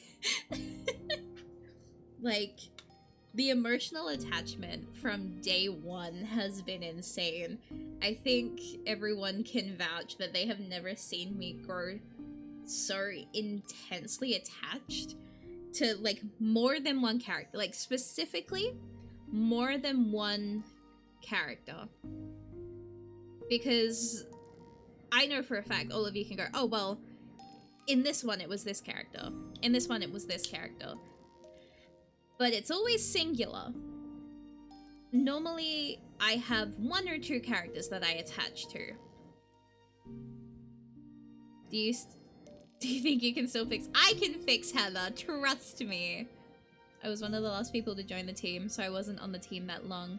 Scooped up the characters like, oh, mine, they are mine, and that included. Oh my god, the parents are also the parents are my parents now as well. Actually, just so you know, they're my parents. God. So I need to quickly take a photo of Cinder because she's laying so funny on the ground. Yeah. Thank you for your service, little cat. Oh, she's so comfy, actually.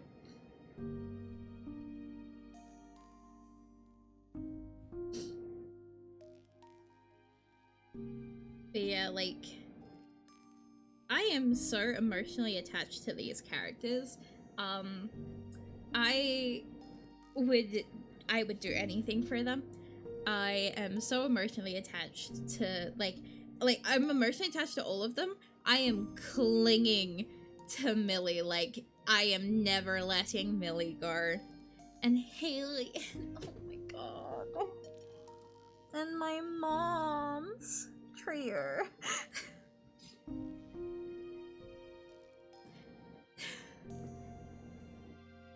God. Thank you for giving us these characters. Like, I know I've said that like a billion times, but thank you. The original opening scene with Olive's phone call to their mom was my first foray into editing, because I didn't like how she was written, and then it was a snowball effect for all August scenes.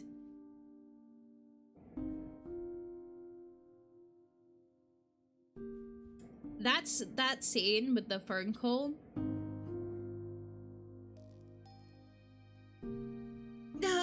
Do you know what I mean? Like, that scene with the phone call. I was okay. So I was in and watching Lucky stream, and like being able to see it all from the very beginning again was just so surreal, because oh my god, when you go back again to the very start, the emotional attachment to these characters is so strong. Like, I was just sitting there like, oh my god, I need these babies, like, I need to protect them. Like, holy shit. The way that the characters are written, you can't help but want to know more about them. From every aspect of their life. I am so obsessed with them. So getting this is incredible. Because this is what I want. I want more stories about them. That's why I want more Twofold. That's why I think there should be another one. God.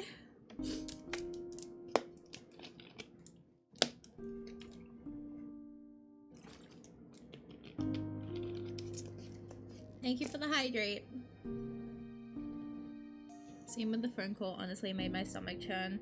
Yeah, I think what, like, I know I'm repeating myself with this. I think what really does make me really love this in particular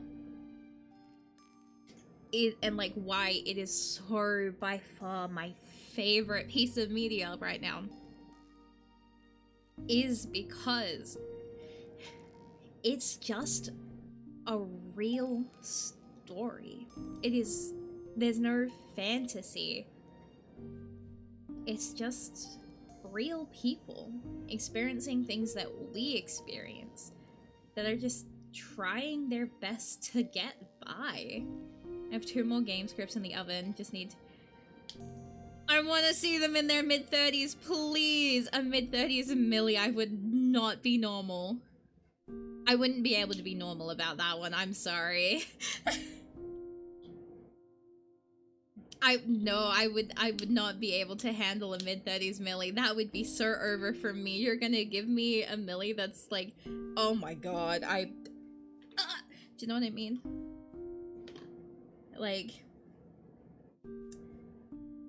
I am about to become the #1 shiller for this VN because I need that actually. Haley mid-30s, oh my god. Caps for real does have those scripts too, is the funniest part. Oh my god, I need these so bad.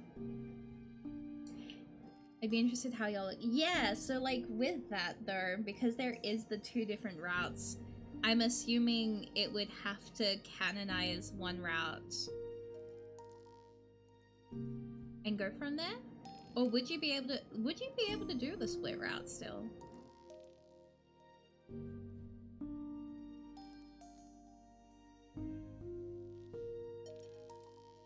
How would you do that actually? That's actually a really interesting thing.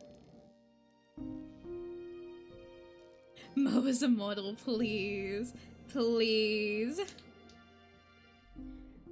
Mo forever and always.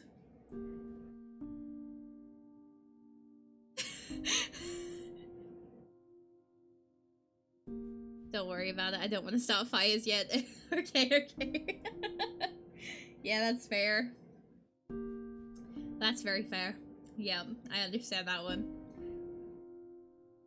As the keeper of the flames, I get it. But yeah, no, I want more stories because a lot of, okay, I'm sorry, I know I'm repeating myself, but a lot of media nowadays where it comes into representation for like, you know, do you know what okay. I'm trying to be conscious of my rambling. So a lot of media nowadays really relies on fantasy to tell a story for the LGBTQIA+ community, which is either magical fantasy or really unrealistic AU settings. And that's kind of our main representation that we get, because when you look at a lot of the media we have, it really much so is that. It is fantasy characters doing fantasy things, magic adventures, or royal AUs where they're like, you know, in a fancy royal life kind of thing that's still very separated from like actual reality. And it's kind of this thing where we don't quite get to have our stories told without the fantasy components. And it's probably not like an intentional like consistency on a lot of media, and there is definitely still media that doesn't, you know, rely on that. But then it's that ability to give us real people doing real people things and tell such a warm story through it. Because they have real issues. Like, look at the entire of Olive's like story, like failing, like the fear of failing classes, like working jobs to just get by, like the not having time to do, like these are all things that we as people just go through. Everything in regards to, I think that's why I love Millie so much too, because Millie is just so relatably human. Millie, who is just trying her best to keep a group that is falling apart together. I have some mixed feelings when we get criticism that Olive's identity is never explored. Like, I get it, people want to see it handled well, but I also worked in Twofold during the biggest part of my transition, and the last thing I wanted, correcting people on their pronouns. No, but see, that's the thing. I prefer the fact that it's not explored. I like the fact that it is just... It's like, you see it there. You see the correct use of pronouns. You see people, like, it's the normalcy of how Olive's identity is handled. Because, like, it's this, like, warm acknowledgement of, like, everyone is adjusting to the correct pronouns, but there's no, like, how to word this?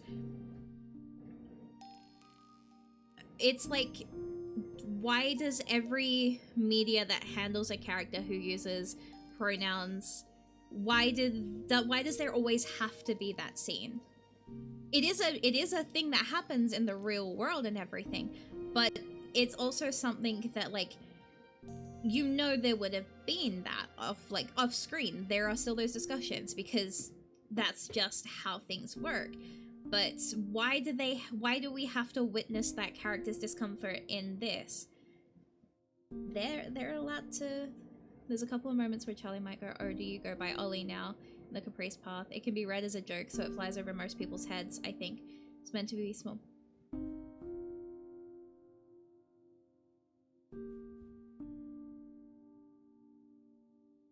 Huh.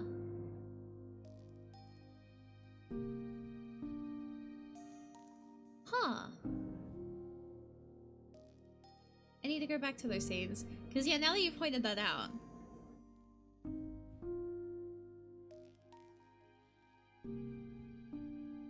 Huh. But, like, yeah, I really love everything about this script because it's so real. Like, it doesn't rely on fantasy. It doesn't rely on unrealistic plot lines. It's just people. And that's amazing. We are going through and witnessing these people experiencing stories that are so real to us, and they get a happy ending in a way because, like, their stories are still being told. They are still, like, Millie still has years to process grief and, like, truly be able to take that step and keep moving forward. But we got to experience that little pocket of time with Millie and, you know, experience that with her. And there's no magically get better pill. Like, there's, even in the end, there is still that moment where she's sitting there, and, like, that's so beautiful. Like, that's so important of a story. And, like, you witness Millie have to go through the understanding and realization that, like, it's okay to just say goodbye sometimes. Like, Millie closes the writing club, and that's a beautiful way of having a character process and understanding that sometimes you do just, if things are holding you back and you feel like it's just not able to be continued in a way that is good for you, you do need to let go. And that is so important.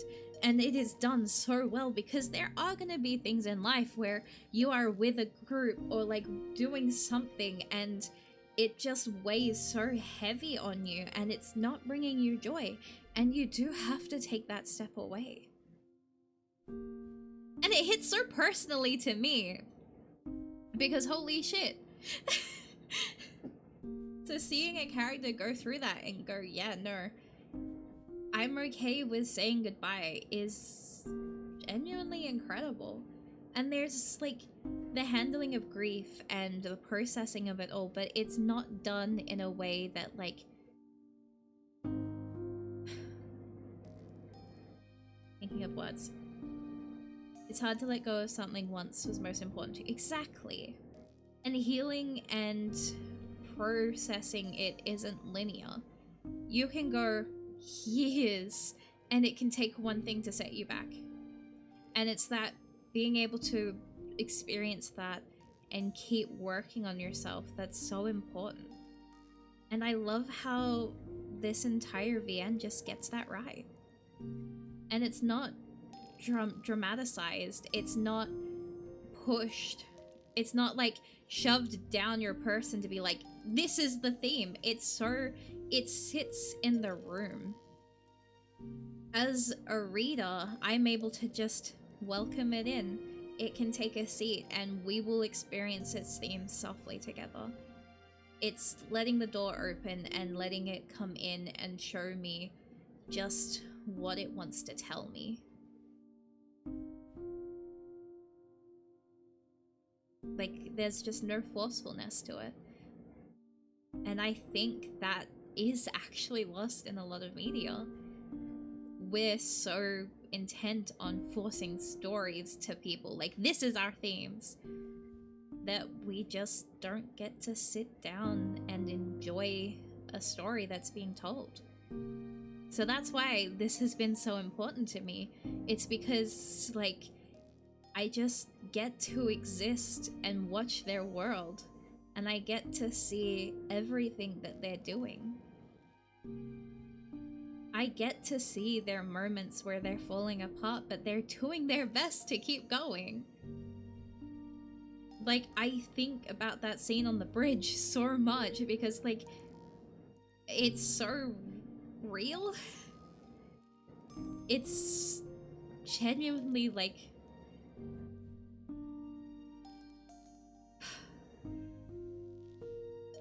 it's very important.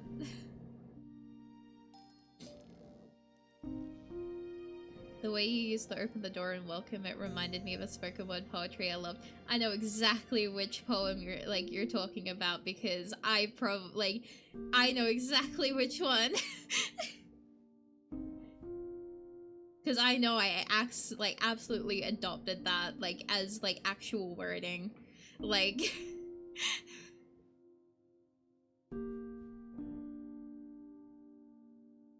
Younger me fucking ate that one up. It's really scary to make a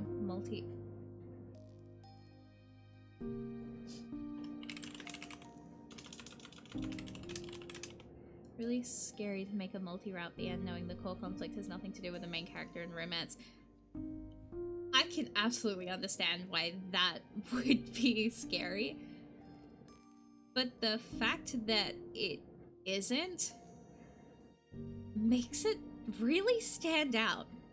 Because I can understand why you would have the, like, fear of it falling short. But, like, it really lets us experience the characters more because, like, I don't know, part of me, like, I love romance. I love romantic stories and everything. But being handed this, where, like, the romance is there and it's palpable and it exists, like, there is emotions with these characters, but you're giving me complex stories about processing a grief. You're giving me a complex story about how someone feels like they need to fix everything and constantly has that feeling of falling short. Like, that's incredible. Like, Caprice's wanting to help people and wanting to do better, like, it's really real. Because, like, I can sit there and look at how Caprice is trying so hard to help Millie, but not understanding what she needs to do and the frustration behind that, because you're gonna want to help people when they're grieving and you're not gonna get it right every time, because when people are grieving they don't know what they need, and you can push and push and push to try and help, but you're gonna push them away a lot of the time.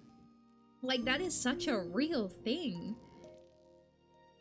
And, like, supporting someone that you love who's going through that is a very real thing that people are gonna have to experience in life at some point. Like I said, everything you've given is so realistic and human, and that's why I love this so much, because it's people trying to get by.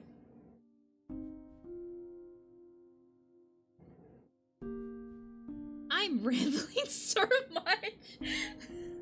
Oh no.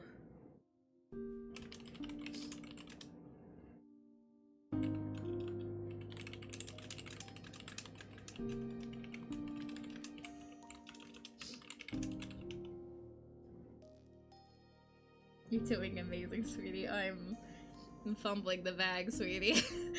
Hydrate. Let's go. I'm sorry for getting emotional on you all again. It'll probably happen again.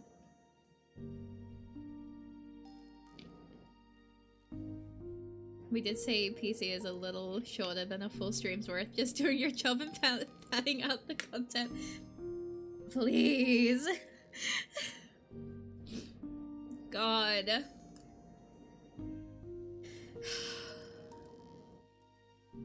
Please happen again. I'm having emotions.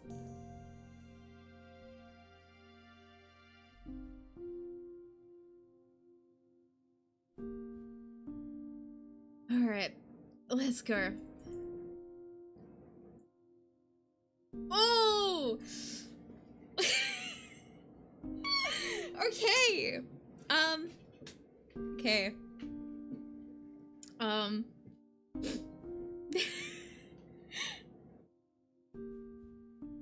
Love hearing genuine thoughts about a very well written game. Cause damn, sometimes silly gets... Anyway. We're going for the throat on this one, huh? Okay. Implied emotional abuse. Dialogue implies August's partner is emotionally abusive, but does not go into detail. So this is your content warning. Oh boy. Let's go! Page 75. Making hard decisions. Surround yourself with love. It's a lot easier to make the right choice for yourself if you have support. Okay.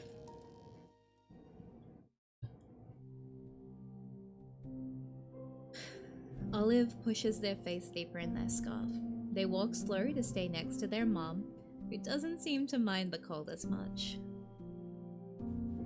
We actually consider this one to be an emotional break between the last— Oh, fuck me. Oh god, okay. Oh, I hate fall. Wait until you hear about winter.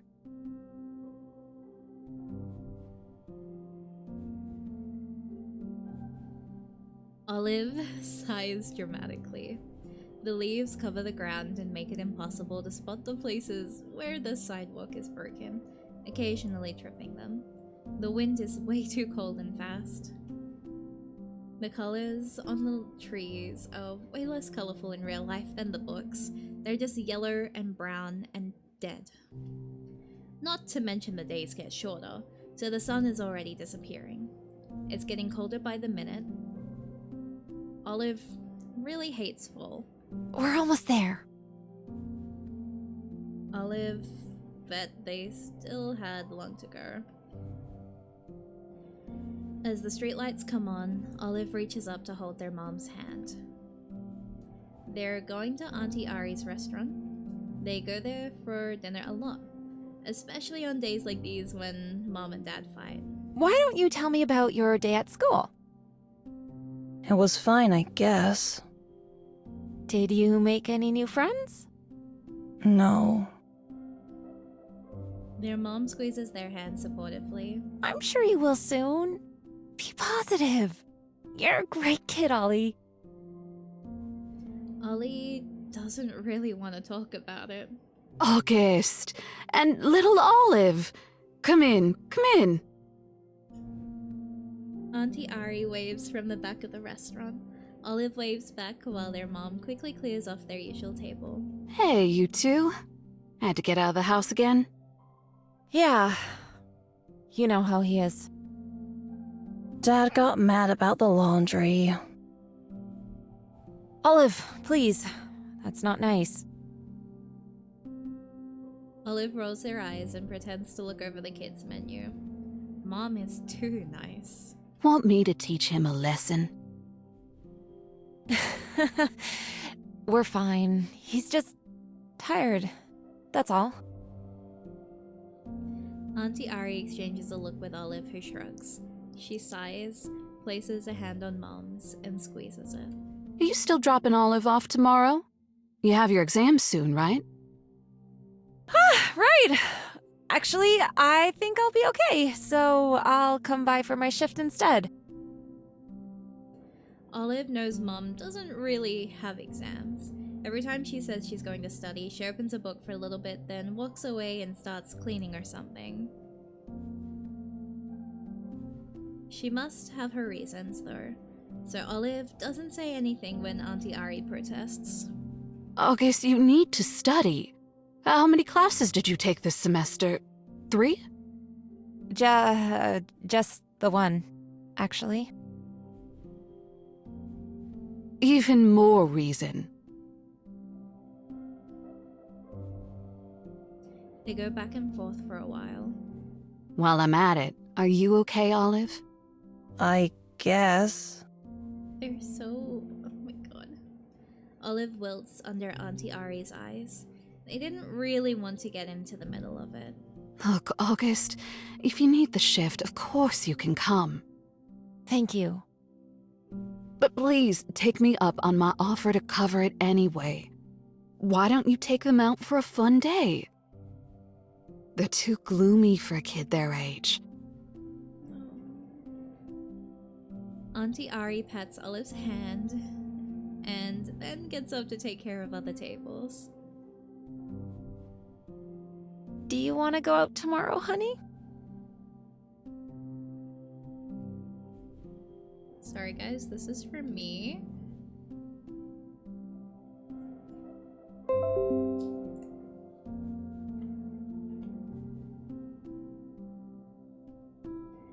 I want to see their face crunkle as if eating a lemon. Real.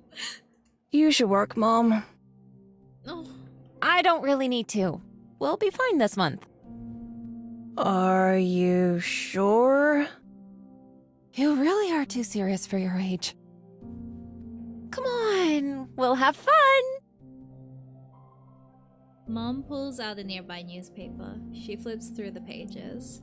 Look, there's gonna be a fun event at the zoo tomorrow! Why don't we go? Olive tries not to look excited. That would be fun. But they've had to cancel plans so many times before. They're gonna have a partnership with the aquarium and do a tour?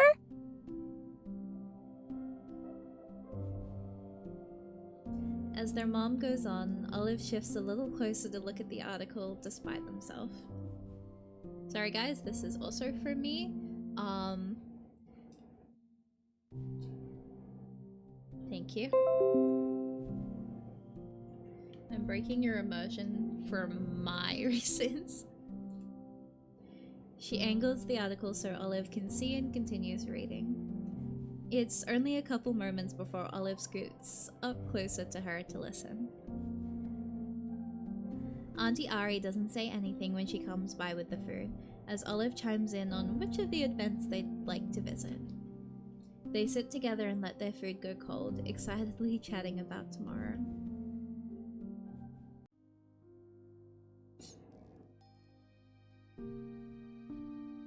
Holding them so gently.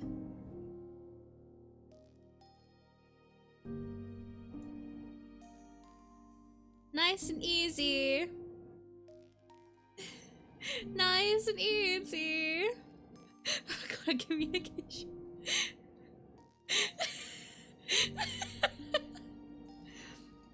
Alrighty, this one's gonna be... Adelaide is terminally ill. This scene deals with mortality, death, and cancer throughout text and dialogue.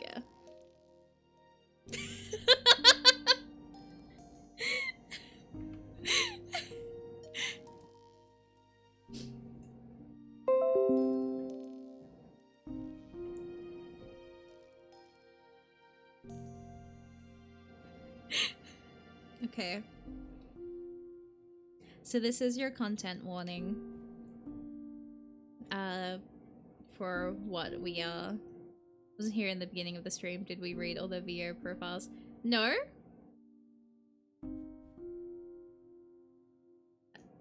We did last week, right? Did we last week?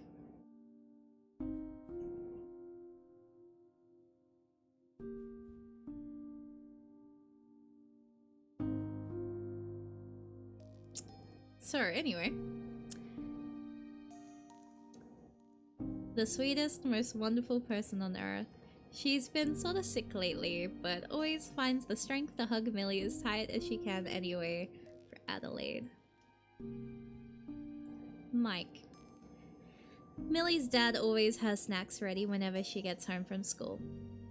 He wants to open his own car shop one day and even told Millie he'd teach her all about them if she wants. Ah. She went straight for Adelaide. What can I say?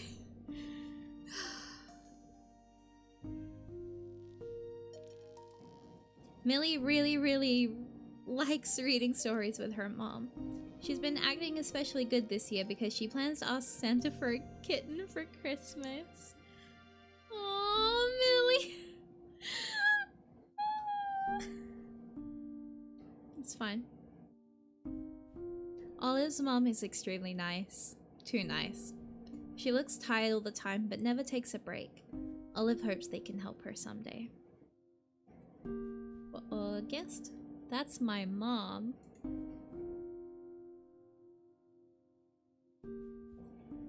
Olive. There's nothing cool to say about Olive. They don't have any friends or anything like that. They just want to stay out of everyone's business and not bother them. Tiny little baby. Aww. Charlie. The coolest mom ever. She gets to hang out at the aquarium all day and knows everything about all of the things that live there. Caprice thinks she worries too much though. Caprice. Also my mom, just so you all know. This is my mom. This is my mom. And this is my mom. My delusions is... Thank you. Caprice loves drawing and otters, and drawing otters. Her favorite thing is when Mom takes her to work with her because they can look at all the creatures together. Cal. Caprice's grandpa isn't around all the time, but she likes it when he is. Sometimes they go to the park together to draw the ducks on the lake. And then family friends. Ariel, which I'm still giggling about the name, I'm sorry. Auntie Ari runs the diner Olive's mom works at. She's funny and smiles a lot. And she tells Olive secrets like how to hide her tips in Mom's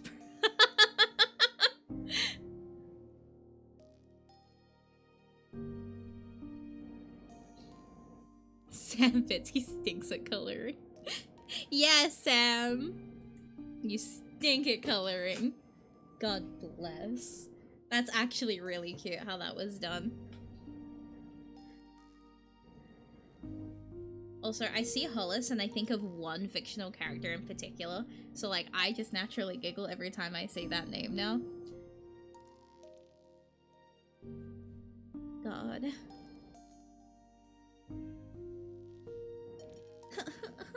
Having feelings.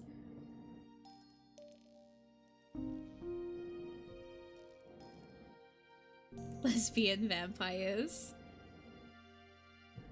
Lesbian vampires.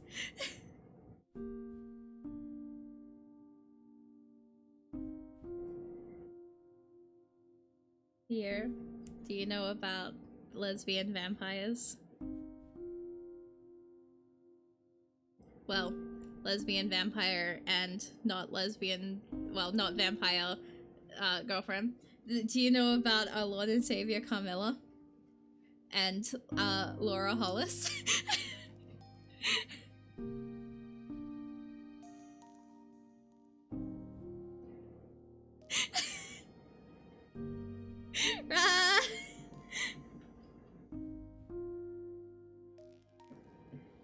They're iconic. An icon. I'm gonna cry reading this.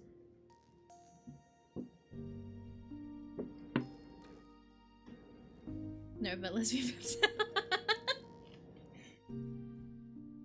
Theo, if I can ever recommend anything to you, it is on YouTube. Carmilla. it started as a smaller production on YouTube as a series and grew as it got more popular. But it is like, it is so fun to go back and watch because you can see them grow as it happens. And it is essentially a modern day AU of the original Carmilla with a little bit of silliness thrown into it. The opening theme still ingrained in my head. Real. They make sure you know that theme. It is amazing. It has a lot of funniness, but to take the original Carmilla story and then turn it into a, like, it is literally a college AU. It's a modern college AU. Is so brilliantly iconic. I cannot recommend it enough. And Laura is so funny. And their stories do get pretty, like, real at times. Like, there are moments where you're like, yeah, this is something. So, like, if I could ever recommend anything to you, Theo, it's coming under the it's 2023, baby, cringe is dead kind of thing. Because there are a couple of moments where you're like, yep. But, like, it's, like, in an adoring fashion, if you know what I mean. Like, it's never negative.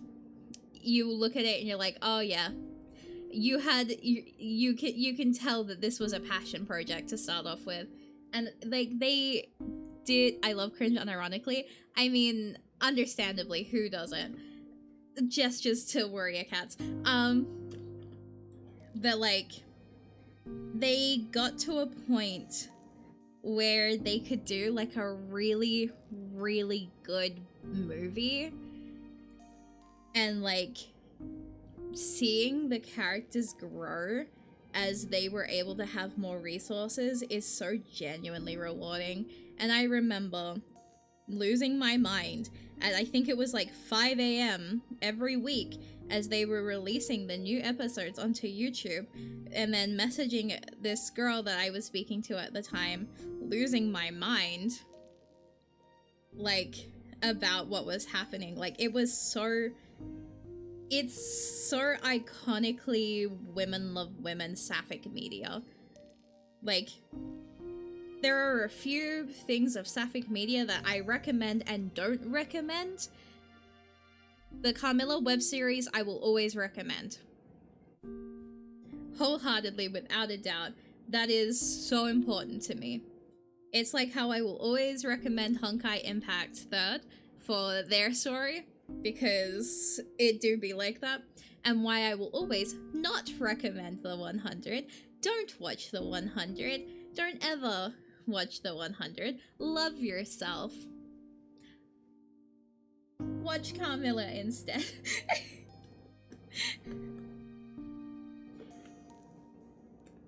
Season 3 Carmilla still has a grip on me. Real. I was obsessed with season 2 in particular for certain things because I hated the 100. I was so in love with 2 of the characters, and then what they did with one of the characters, I as soon as that scene happened, I didn't even finish the rest of the episode. I turned it off and I never went back. As soon as they did what they did and what trope they pulled, instantly, never again. That was it for me. I wasn't gonna, I'm not gonna, as a consumer, like a person who was watching it, not for me, never again. And up until that, I was their #1 supporter. Like, I was so ready to fight in the trenches because I was like, they're doing this with the 2 characters and like, I want to see how it progresses. Like, this has good potential. And then they did that and I was like, nah, get fucked. Absolutely not. We don't do that. Not here, not now, not ever. So I never recommend the 100.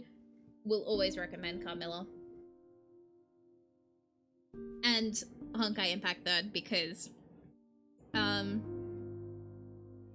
some of the quotes that you can pull from Honkai Impact Third are just so how did this happen? How did you cook this? Where did you get this?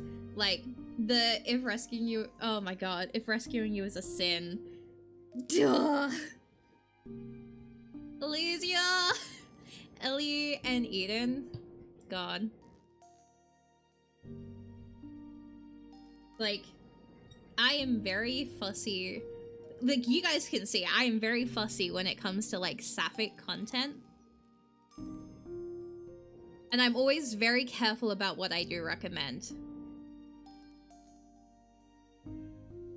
Ellie Eden, to love someone so much that when you lose them, you walk into the end, is so beautiful and poetically done. Like, that will sit in my lungs for the rest of my days. Just that beauty of that scene. I love very well written. Like, do you know what I mean? Okay. But yeah, watch Carmilla. That's my plug for today. I'm gonna cry. I'm gonna cry reading this one, aren't I? I'm gonna cry, aren't I?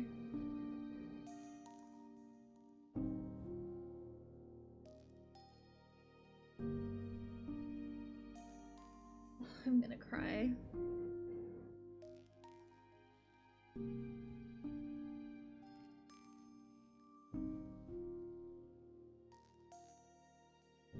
Okay.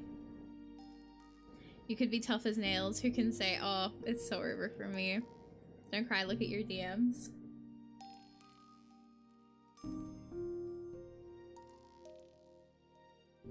I'm sorry I accidentally opened to a different VC chat.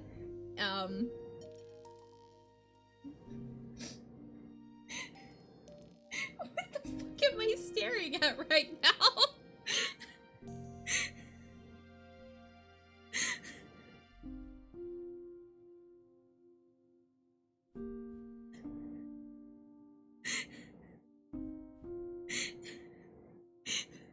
Anyway,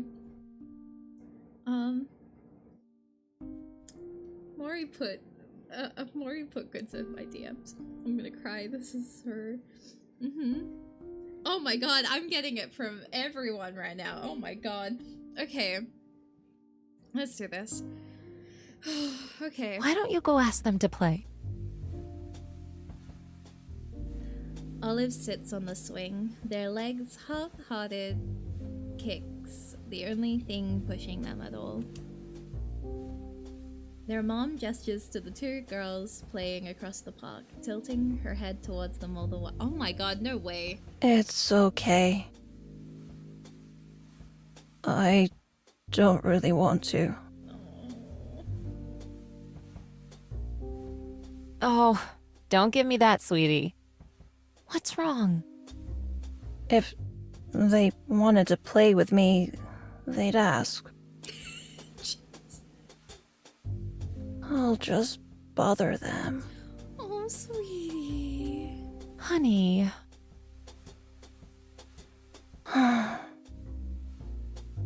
It's not like that, Ollie.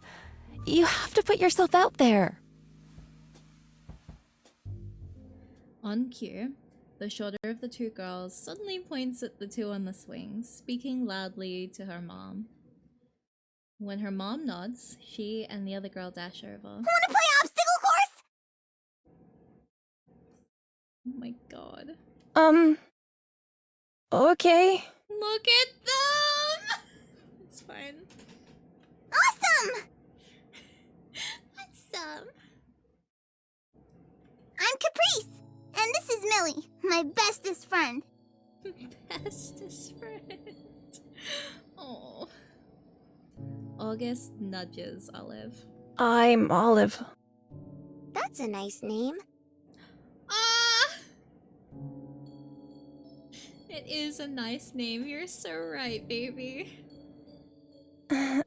Thank you. Okay, on the count of 3, We're gonna race to the slide!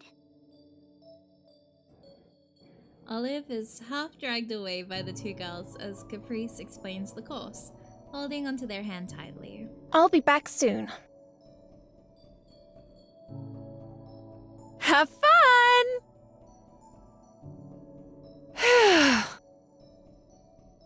August glances up as two women approach, watching the three run off.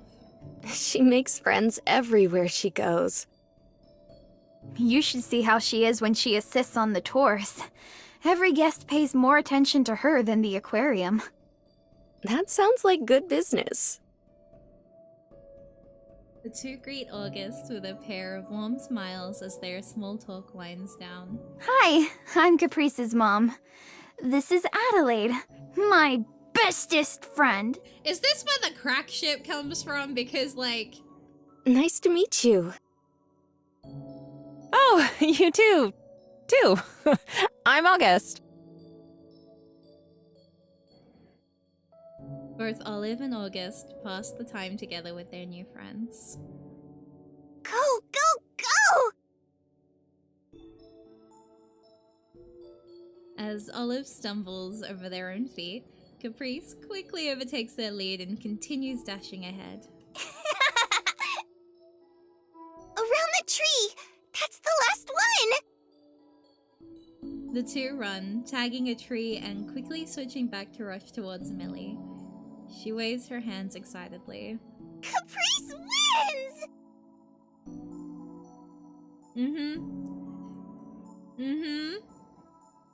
Caps, Whoa!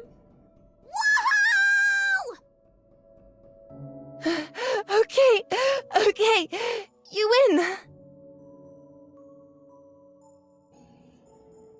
To remind me, this is for me. Thank you very much. I'm gonna be taking this. This is for me. Thank you. Thank you very kindly. This belongs to me now. And stretch will do. And the hydrate, thank you. Let me just grab my water. I've nearly drunk 1.5 liters in this stream today. Y'all are literally like trying to drown me.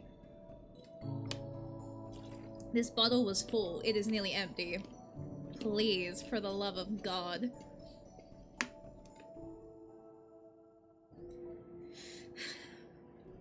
From the sidelines, 3 women watch the children warmly. The sun is starting to dip low in the sky already. So it's just... Well, it's just so nice to see Olive playing with kids their age. Do you two live nearby? Unfortunately, no. I had an appointment at the hospital here, so we were just visiting.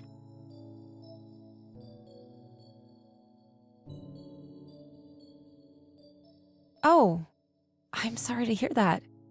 I hope it went well. Thank you.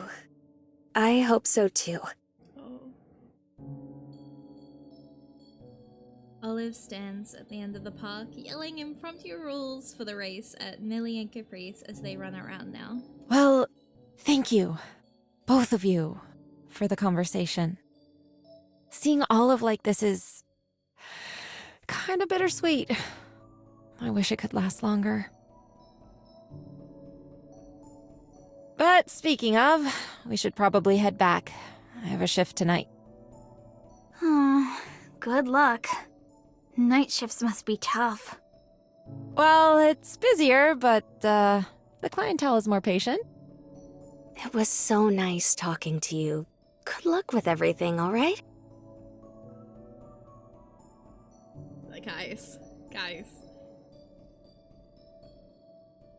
Guys.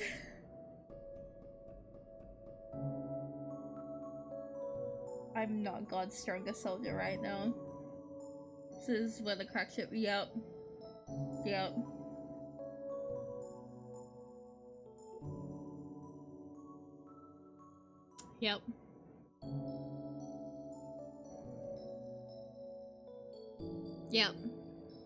I'm seeing the vision. Poly parents, I'm telling you, poly parents, we're just putting all the parents together. Thank you for listening to my TED Talk. Oh my god. You're doing great. You'll both be okay. This is why Amelia's like, I'm not like my mom. Her sweat too hot. Her wrist could not kill her.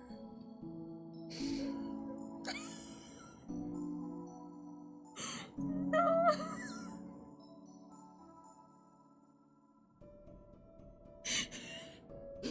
August deserves better. Add her to the poly. Real, actually. This is that meme of, oh, this is my husband. And this is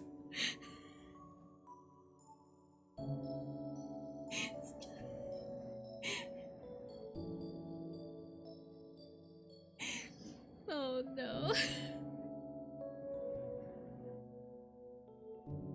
Oh no. Thank you. Good luck with everything, too. Olive! Olive! Come on in. Let's head back now. Coming! See ya, Olive! Bye!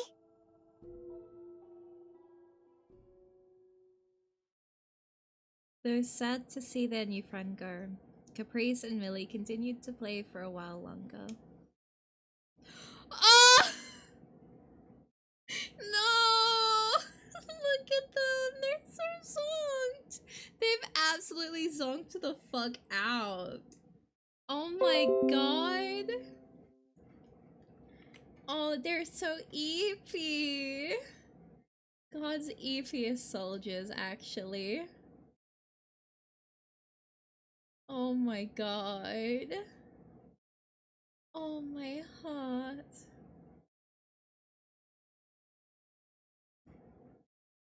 Oh, Angel. When the sun is long past the horizon, and the two girls are sleeping soundly in the back of the car, Adelaide's phone rings. She hesitates to pick it up. Do you? Nope, no, it's okay. A moment passes before the phone is answered. Adelaide speaks softly, but the quiet hum of the idle car isn't enough to mask the conversation. Charlie keeps her eyes closed and leans her head back, pretending that she can't hear. Pretending she can't hear the doctor on the other end of the phone, saying things like rapid progression, hospice care, or end-of-life preparation. Adelaide is doing the same, keeping her voice level, light, and murmuring affirmations as naturally as she can. The air in the small space is different.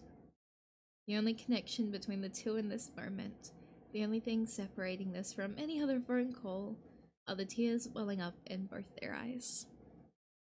When Adelaide hangs up the phone, she places it in her lap. In a careful movement, she opens the car door. I love you, baby. I love you so much.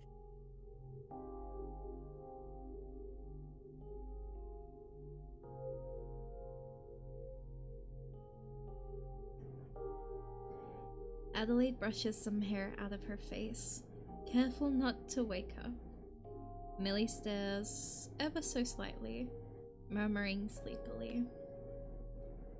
She closes the door and slumps to the ground. In less than a minute, Charlie is by her side on the ground, hands on her back. I should call Mike.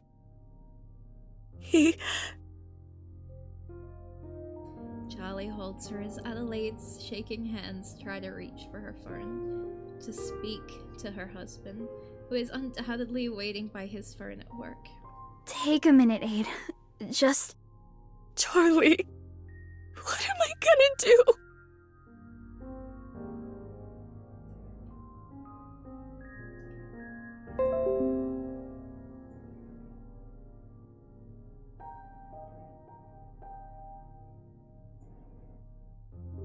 She can't answer.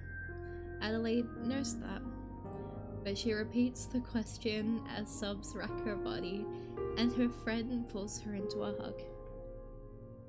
For the first time since the diagnosis, Charlie and Adelaide cry together.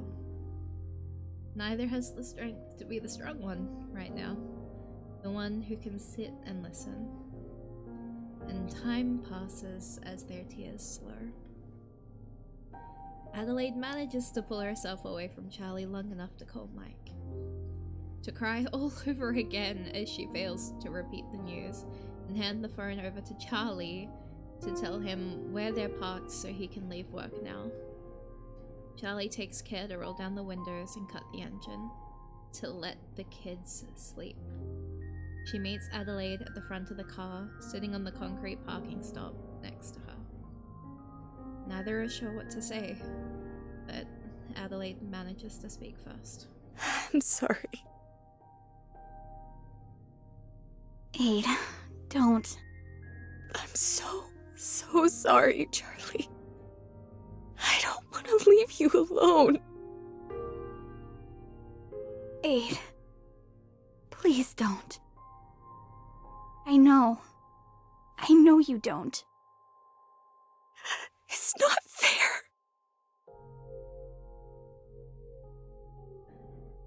Charlie swallows the lump in her throat. I know. Millie. Oh, God. Millie. Please, Charlie. Please take care of Millie for me. I will. I promise. And Mike, and yourself too, Adelaide, we'll figure something out, okay? We'll look out for each other. We have time, right?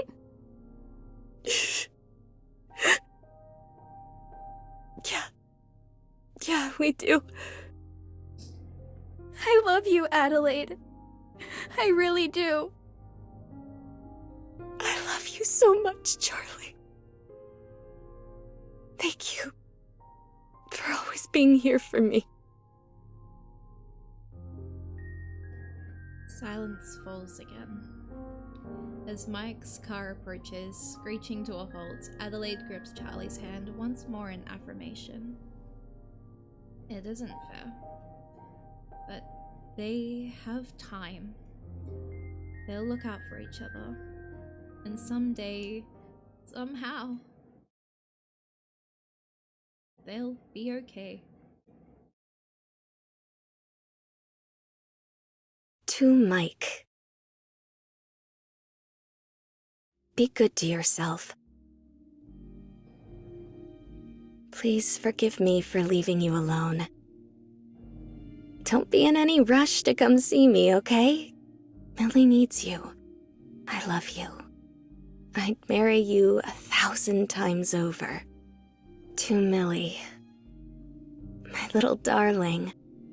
I love you so much. Watch over your dad for me.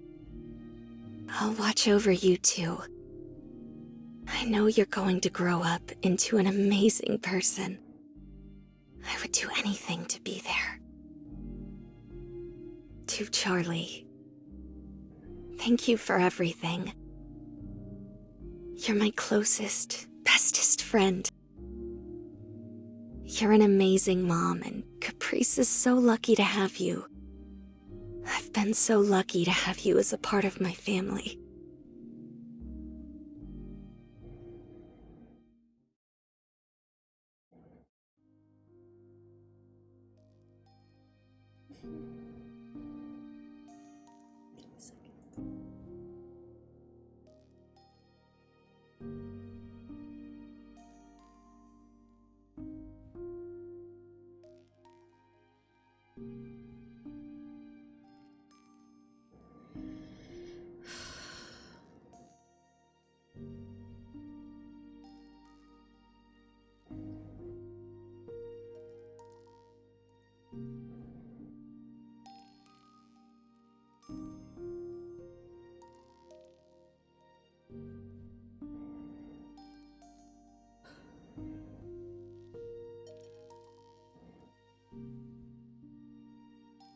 Thank you for giving that to us.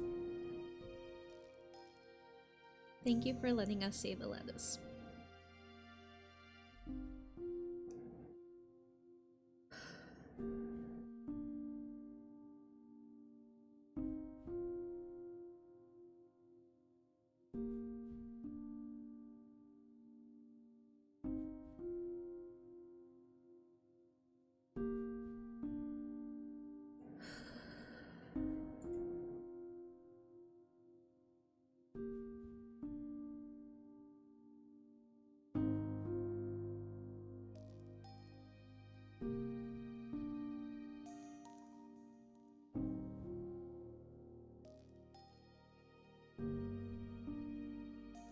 This last one is like 90% video, so it'll play automatically. Okay. Alright.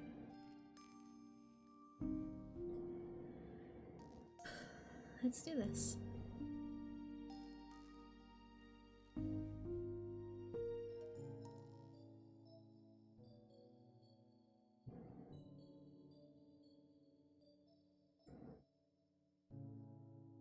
Page 7. Things I love about you. Your laugh, your hugs, the way you love me too. I just know you're going to grow up to be an amazing, wonderful person, Millie. I love how bright you make everyone's days. Page 19. What about me and Caprice? Can we still see each other? Of course you can. Dad will be here, and I'm sure Charlie would love to have you. Without you? I'm going to miss Charlie, and I'm sure she's going to miss me too. But another thing we have in common is how much we love you. You can still go on sleepovers, have movie nights, visit the butterfly garden. I don't want to go without you. It wouldn't be the same. I know it wouldn't, sweetie. But Caprice is your best friend, and I want you two to be there for each other. You can still be her friend without me there. In fact, I want you to. Please don't push her away, okay? Okay. Page 31, for when you graduate middle school. Congratulations! You're so grown up now. I hope you have an amazing day. Tell your dad I said you can have as much cookie cake as you like. What if she doesn't like cookie cake anymore?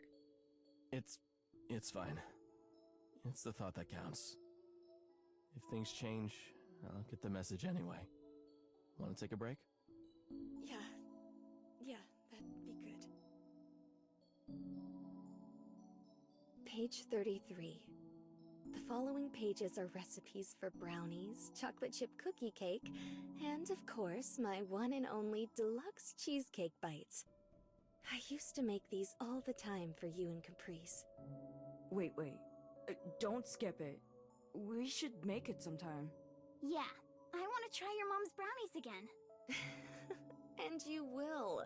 I'll make them for us, but I'm keeping the recipes just for myself. Page 42. What to do if Dad gets a new mom. That's not going to happen. Oh, come on, dear. It could. It should.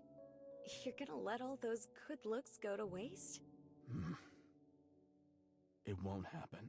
It might. So, come on, help me with this one. We can come back to it, okay? Fine. I'd rather you take me out on a date tonight anyway. I'll call Charlie. Page 52. What can I do when I miss you? Go for a walk. Count how many dogs you see. Breathe in the air. When you're done, you can come home. Make yourself something to eat. If you're still feeling down, read some of these letters. And know that I love you, and I miss you too. Page 53. I'm afraid of forgetting you. To be honest, I'm afraid of that too. I think you're going to forget some things, though. That's okay. And, you know, I've forgotten a few things too. I don't remember which tooth came in first, or when you got your first haircut, or what you wore on your first birthday. But I remember the big things. Like when you were a baby, I used to sing you to sleep. Sometimes we fell asleep on the floor together. I remember how little you were. I remember your first Christmas, and how you loved all the lights we put up on the tree. I remember when Caprice was born, and how you both fell asleep in my arms. So, forget some things. Don't feel bad if it happens. It's natural. I just hope you'll always remember the big things, whatever they may be. If you can't remember my voice, I hope you'll remember that I used to say I love you every night before bed.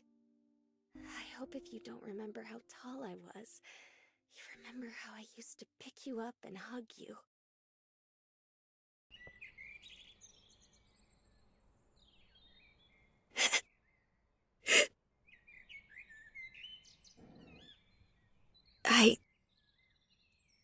I miss her.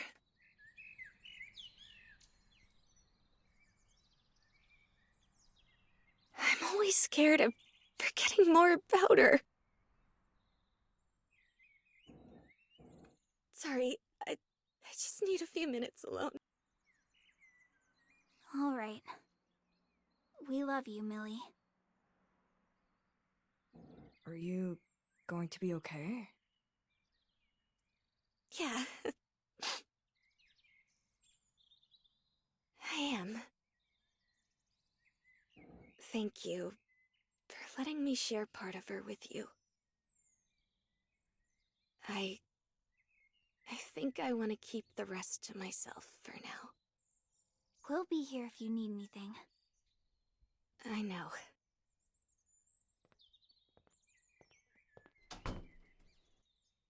Caprice? Yeah? Later, do you want to go visit her? Together? You mean... yeah. That'd be nice. And, do you think Charlie would want to come with? I think she'd love to.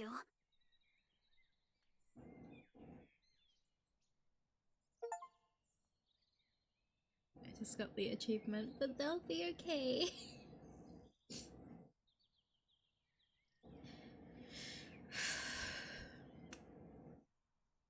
We hope you continue to carry them in your hearts. Are they never leaving?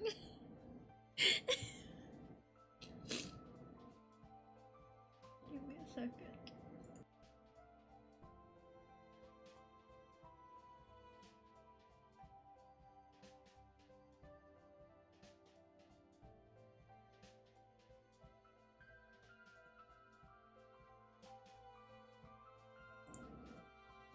Theo, when I get you, Theo.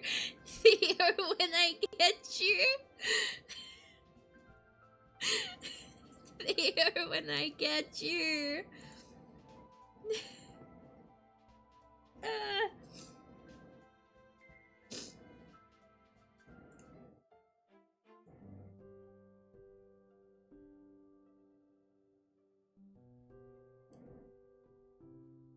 Theo.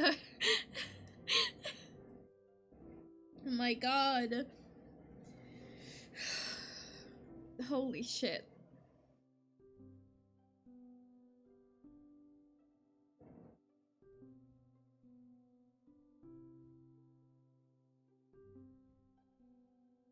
That was so incredible, actually. When I get you, affectionately, when I get you, oh my god.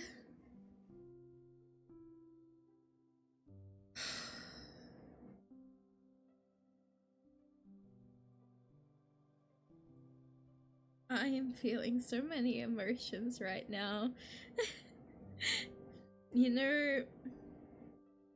know how there is that meme of the cat like pinned to the ground where it's like, you're me. That's me right now. DCC Adam pumped a Twofold's coughing baby, please. So, requesting more about the parents, please. Begging, on my knees begging. I want more of the parents, actually. I'm very invested in their kids, but my god, am I so emotionally attached. Ah! You know.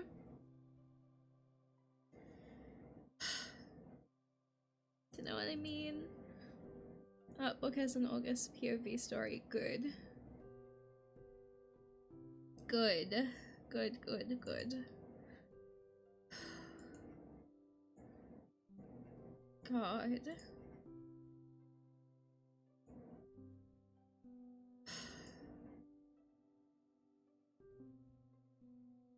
This is...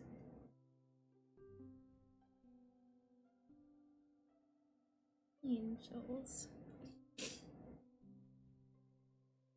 I feel a lot of feelings right now.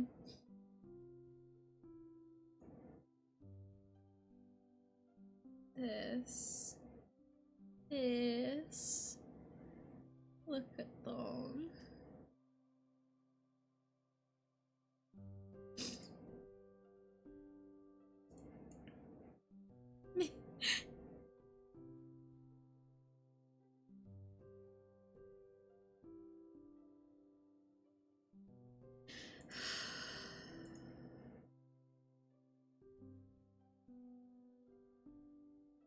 They're everything to me, actually.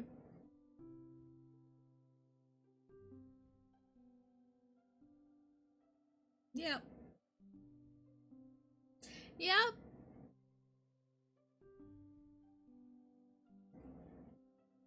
I don't think TFL's complete without PC. Yeah, no, I think I am definitely on the you need to go through all of it, actually. Aww.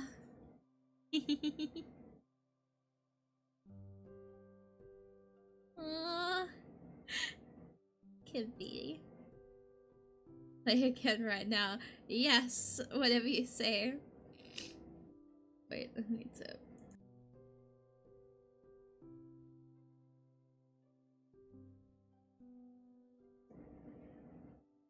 I have never been invested in, like, because, like, I'm still very new to, like, I'm very new to BNs. Y'all really did get to watch me fall in love with them in real time. Like, the first one, I didn't do my research on, so, like, I didn't really take note of the content warnings, and that was on me. But then, because a lot of you know that I was very lucky enough that a friend bought PBH for me and said, I've bought this for you. Can you please stream it? I want to see you experience it. Like, I'll buy it, you play it. And I said, okay. And then y'all just watched me in real time fall in love with visual novels. And since then, it's just been a spiral. I'm never recovering. It's like it's all uphill from here, but it's all downhill at the same time because oh my god. Whoever that is, so much thanks.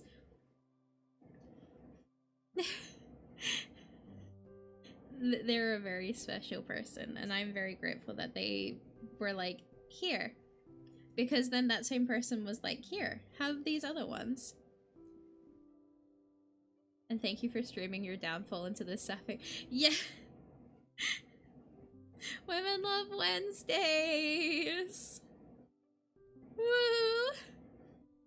That one time where I changed it up to Valorant on one Wednesday and everyone was like, absolutely not, put it back. You know, the Mari said it was when she was still said it. Yeah, I did say it. Thank you again for playing it so much to watch from the outside. Thank you for giving us this. Like, I am so grateful that I got into VNs at the time to experience this. Like, I am so grateful for the chain of events that led to this exact moment. Because, like, this has changed my life. The chemicals in my brain have been altered permanently. I will never be the same person ever again after this moment. Like, that's it for me, you know?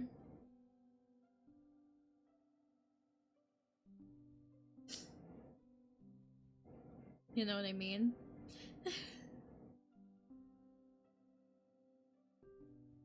Thank you, Caps, for that blessing to make PC pretty free reign. Thank you. Thank you for creating PC. Like, that just filled every slight tiny gap that I was like, oh my god, this is incredible, but god, could you imagine if?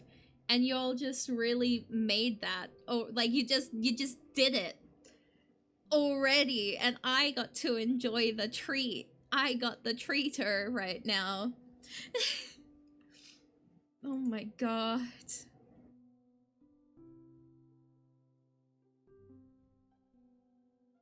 God. God. God.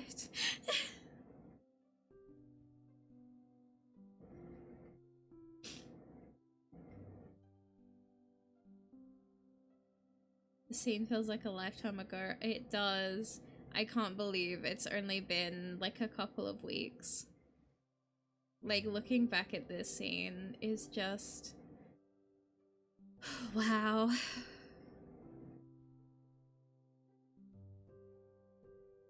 He grew up so much.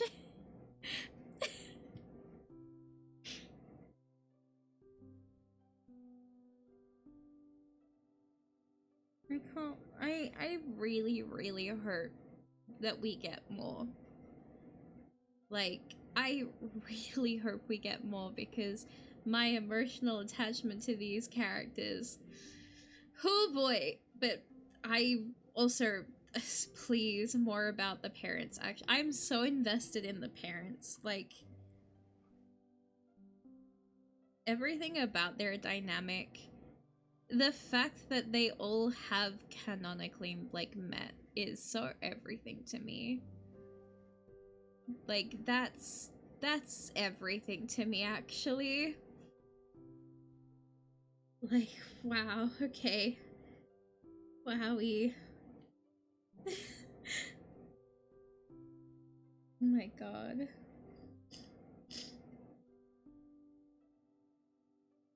I'm feeling a lot of feelings right now. But thank you. Like, I keep saying thank you over and over again. But, like, thank you. Do you know what I mean? Because, like, I know you guys spent years working on this. And I am so grateful that you got it out here. And that I got to sit here. Well, we said it first, especially. Theo. Oh my god.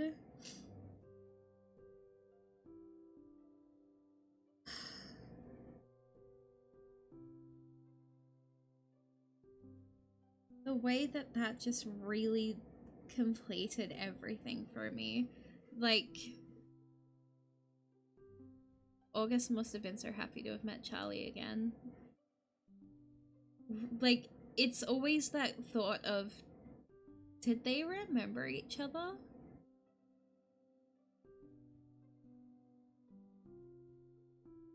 Anne-Marie, also in Special Things, is the name of my daughter. Oh.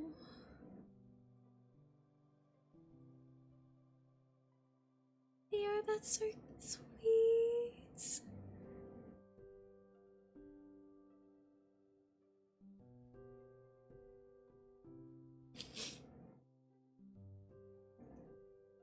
Twist about Mike being the reason why that page was left blank was like the first thing decided on.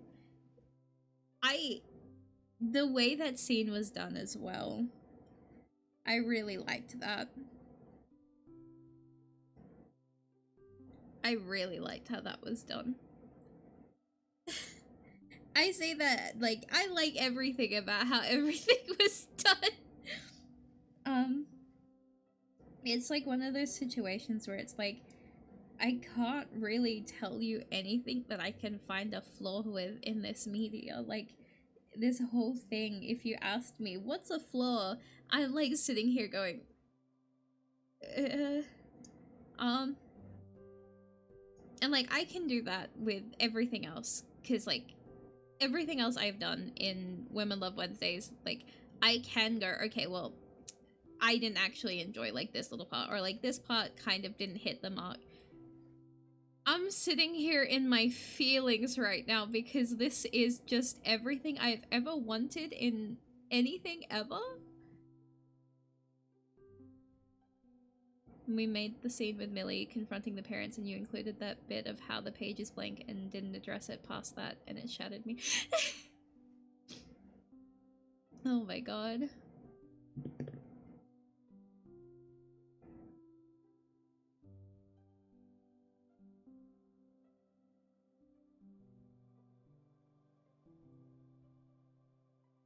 God.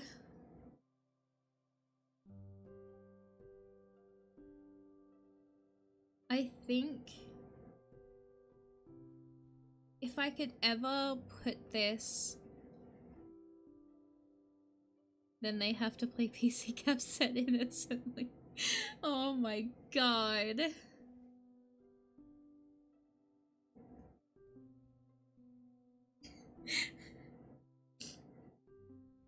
God. I think if I can ever say to what degree this is actually special to me, like, a lot of you know that there is one song that has been so special to me since it came out. I think it's 13 years ago now, which is, oh, it's a long time. Like, I think if I can compare how I feel about this entire thing, it is how that makes me feel. Like, no, it's 10 years ago. Maybe. Yeah, 10 years ago. It's 10 years old. It's 10 years old now. We're holding to that. Let me double check that. Let me fact check myself.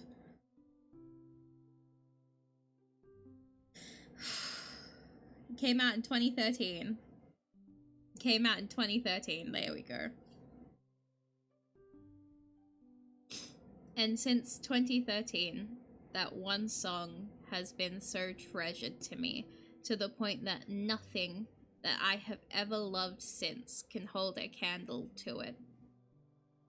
Like, it is so special to me that listening to covers of it, I can't. Like, it's so, treasured and special to me that nothing can hold a candle. Like, there is nothing that I have loved, like, movie, writing, anything like that, as much as I love this one song. Until today! Fuck.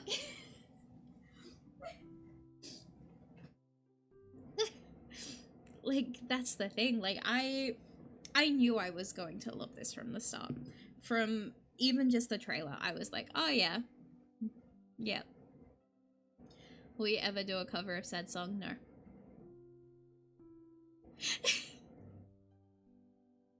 Straight up no. Maybe in a karaoke one day, but no. it is too special to me.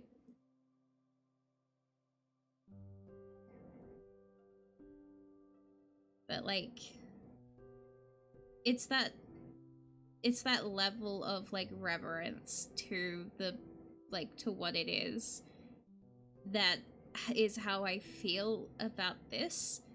I don't know if that makes sense, because to me it makes sense, but I don't know if that makes sense to you guys.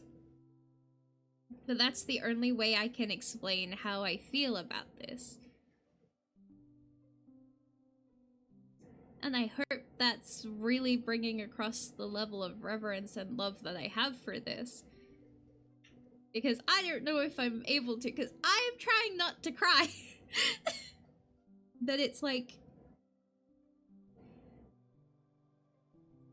this was everything I've ever wanted. Everything I've ever wanted in any kind of, like, media. Like, and it's here. It exists. Like, it's here. And it's such an overwhelming feeling to have something so beautiful.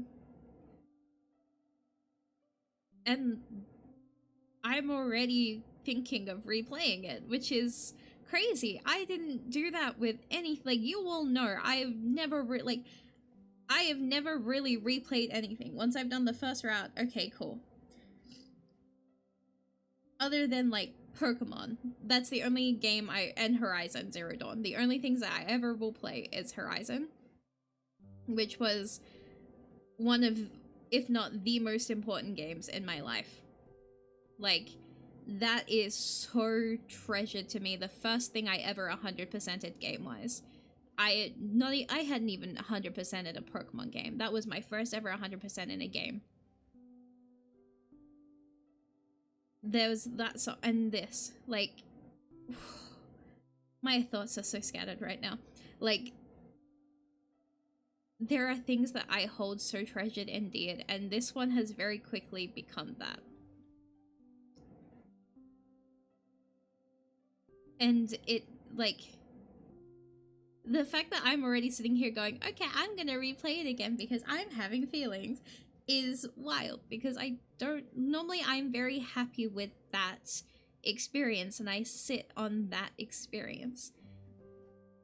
Which is why with other things I haven't done other routes really, or like gotten other POVs, because for me, I do enjoy, like, when you give me choices, I am very happy with the choices that I make. It's why I completed BG3 one route and I haven't been able to complete the others even though I've tried. Like, I am very happy and satisfied with the choices that I make in, like, a story.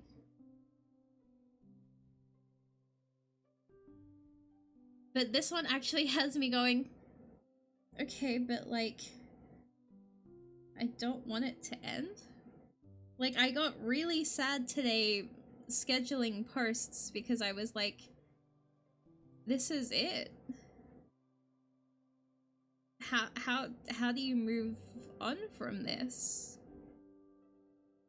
And it's that, like, I didn't want it to end. I don't want this to ever end. And I think that's the hard part with loving something so much, is that eventually it will end and you will have to put it down, but it's that moment of being able to truly love and appreciate it while it exists that really is worth it, you know? It's like saying goodbye to something that you've really loved for, and like, it's been a month. It's been 7 weeks, we said, right? But I'm not the same person I was when I started this. This has really changed me in a lot of ways. Like, seeing everything has changed. Like, my brain is not the same brain it was at the very start. And getting to see for the first time ever as well, a character go through something that was so specific and personal to me. Like, I have never had that experience shared with a fictional character before, but now I have, and that feels like that entire situation, I have never really spoken about it with anyone before. Like, not even, like, my housemates knew, a couple of friends knew, I think 3 people outside of my housemates knew, and the person involved. I don't know if they ever told anyone, but from my end, I never spoke of that again. To experience a character go through something so personally lived is so... And I know I keep talking about it. I know I keep going back to this one scene, and I don't know, like, I'm sorry that I repeat myself so much about it. But it just really is... It's something, you know? When we can relate to characters on things so deeply linked to our souls, it's such a warm feeling, because to see your grief shown in a different person, a different body, and seeing how they handle it and the support they have at the time makes you feel a little less lonely in how you processed and handled your own grief. And I really like how it was done. And again, I am so grateful for how everyone handled it in chat as well. Because I have seen things that people have said about how a lot of these things have been. And some people have some very interesting takes. But you guys have always been respectful. You have shown a lot of love to everything about it. And I appreciate that we can sit here and have these conversations and pay respect to these characters. Because honestly, sometimes these characters just feel like they're actually real people. Like, and it comes back to what I was saying before about how they just, like, how this as a story just feels so well written because of its themes and how it just feels like they're people trying to survive. Like, it really is just... You know? Give me a second.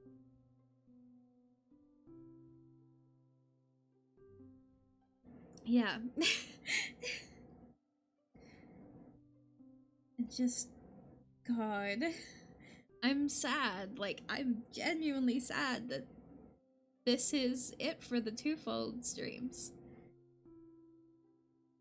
Which I didn't feel like this for anything else, and now I'm like, oh, this is wild, because we weren't get this. We weren't get, like, if I could in a few months come back to it again, but getting to experience this with you all and laugh and have fun might have been honestly, like, my favorite thing that I've done as a streamer yet. Like, getting to experience all of this with you guys was my highlights of my week. Like, Neki and Mori can vouch at how many times I would excitedly talk about this week. Like, every Wednesday was my favorite thing. It was, oh, we're nearly at Wednesday. Like, it's pushed through till Wednesday. Because, like, the real world is rough sometimes, and sometimes you really do just enjoy being able to, like, enjoy something with the people around you, you know? And it's like saying farewell to something that you treasure so dear, even though I can literally play this whenever, but it's that I know what's going to happen from now on. I wish I could experience it for the first time all over again. Mario Aurelia Twofold Strongest Soldier. Actually real though. That's how we felt releasing it. Oh, that's it for Twofold. I hope it's never like, that's it kind of thing. I really do hope that you guys can continue this. I really hope that you guys are able to produce more, because there is something so beautiful about what you guys have created here. Like, Salty Studios has created something so perfect and beautiful, and I am so grateful to have been able to just, you know, I'm gonna start crying again. I'm not crying, I swear.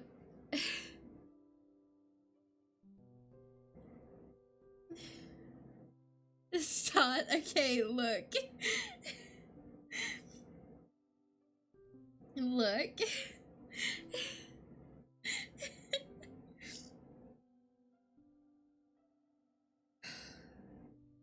Just thank you, honestly, for never giving up on writing the stories that you have written. And thank you for sharing your love and your passion with all of us.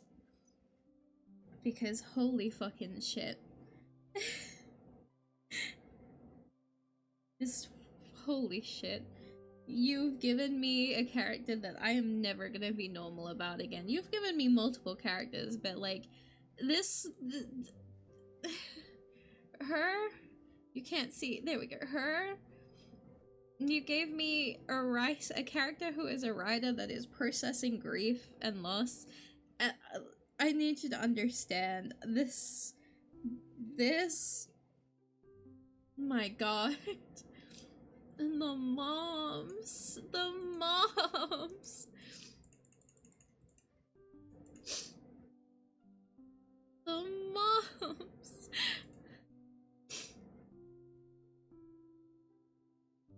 Mari's beloved real. And like, looking back on all of this feels so... God. We ended PC with an sincere request to remember the characters and their stories. So long as some people leave the game honoring that, then I'm happy. These little scrunkies, they're eternal for me. This is like, they're eternal now.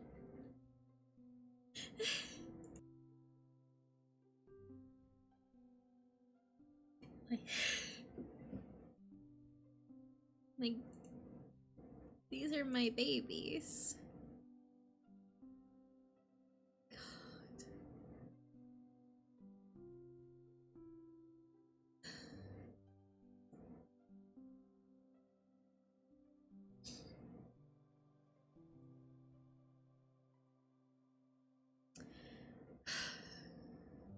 Know what I mean?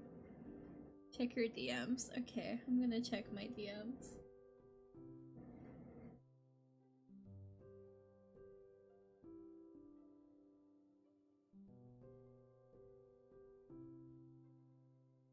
Oh my god, thank you. No, I'm gonna cry again. Thank you. Nope, not doing this. Not doing this. I'm not.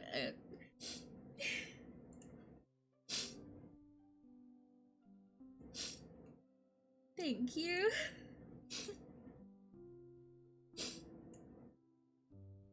Thank you. Thank you.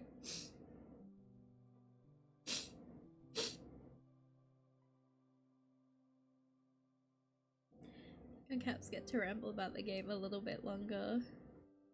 There's a lot of dev commentary. I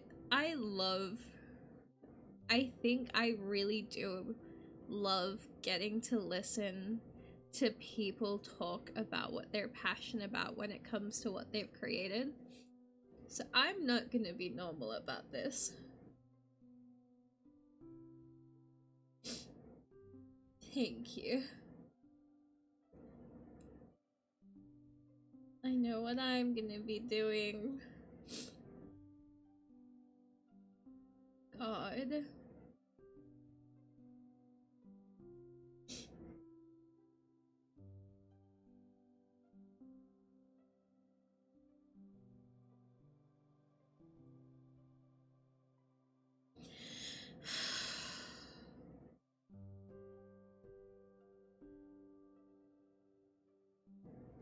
scream at us in DMs or the server or Twitter or whatever whenever you get through the art book or the other club member stories. I'm gonna be in your DMs crying. Women Wednesday stream, we read an art book and somehow make it last 3 hours. I would do it. God. Me just yelling at everyone right now to go buy the art book.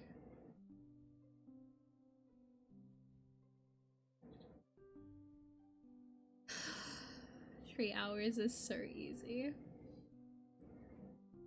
I'm having so many emotions right now, actually. Don't mind me. I'm just...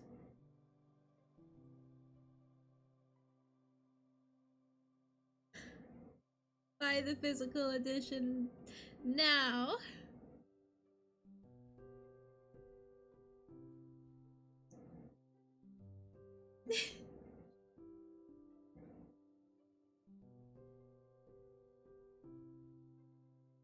The Perfect Circle collection.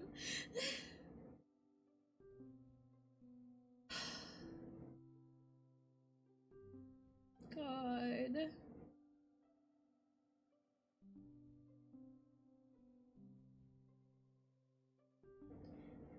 Wait. I don't want this to...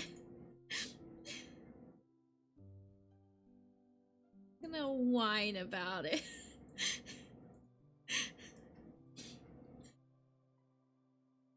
Like...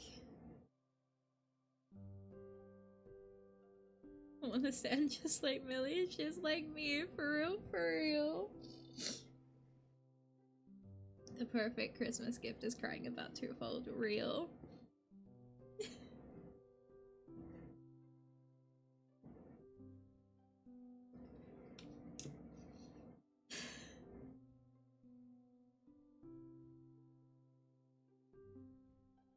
One last for me, for real. Millie do be like me in so many ways, for real, for real. I love her so much. Like, I cannot stress enough. I love every single character. Like, I do. I love everyone. There is no one in this game that I do not love. Including the one that everyone hates. I can fix her, trust me. I can change her. Every single character has such a... Like, you know that, like, they exist for a reason. And I love and cherish all of them. But I think it's one of those situations where everyone has a favorite. I love all of them, but Millie's really hitting such a personal spot for me. Someone get to writing Mari trying to fix Heather. Trust me, I can fix her. I can change her. I can make her better.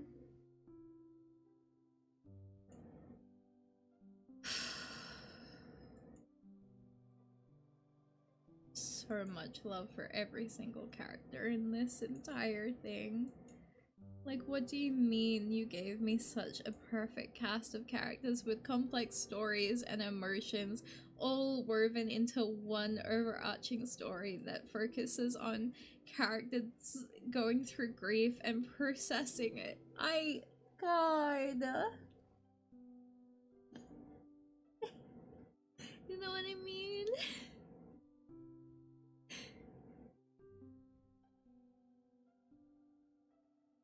Just wow.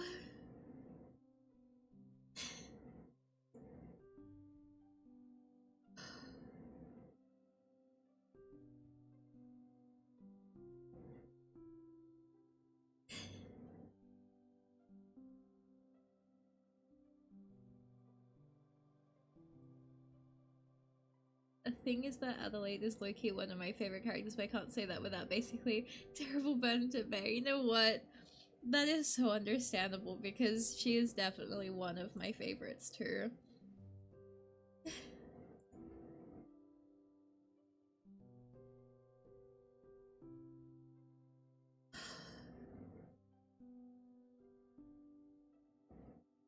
God.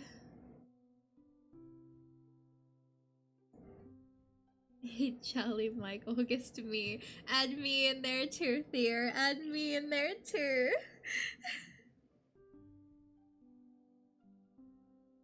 Sure, you and I, we are hydrated today. I've nearly finished a 1.5 liter bottle of water.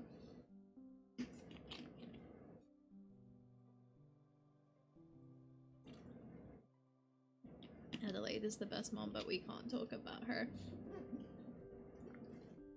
I love how Aid was written. Like that that one of just crying by the car, so real for that actually. Yep. There's a lot of scenes in this that are so authentically human. And I think that's beautiful. And I've always been big on we need more stories that just tell about people, because humans as we are so complex and fascinating, and every person has their own story to tell. Like,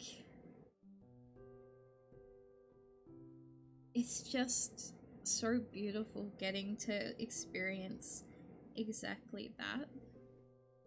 Charlie's bestest friend, Charlie watching Millie push her away, Charlie watching Yep. Yep. And then having that moment of her hugging them both, and then going into that in PC and just wow, that's a story. That's a very emotional story. I'm crying again. No, stop. I'm sorry I'm crying so much. I'm just really passionate about this. I'm just feeling a lot of emotions about how much I love these characters right now.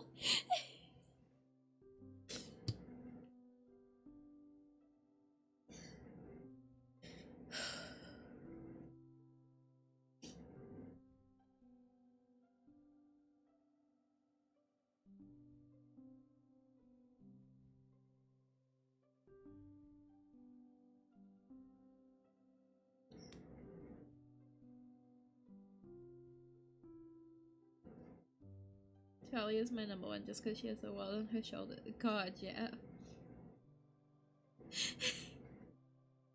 When a bit when Olive asked Charlie if she loves Millie, probably reminded her of her promise. Oh, God! Nicky! You're making me cry too. Me when you get me. When I get you, Theo, when I get you.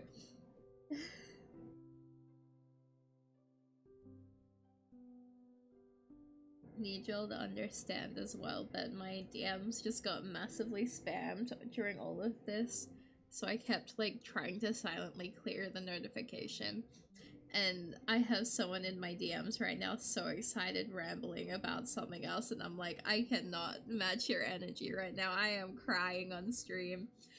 Boy. Hydrate. Okay, hydrate, redeem.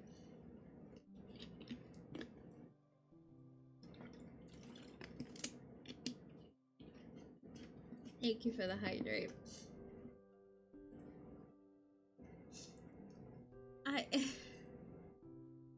Thank you. Just thank you for creating these Zoomers. Treasuring Zoomer Millie.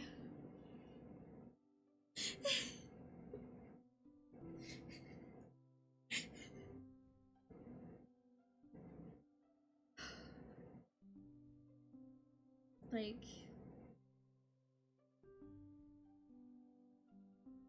it's just, you know what's fucked up? Adelaide and Charlie weren't that much older than what Caprice and Millie are now.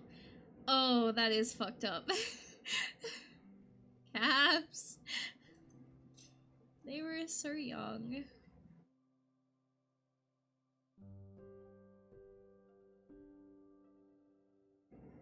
Like,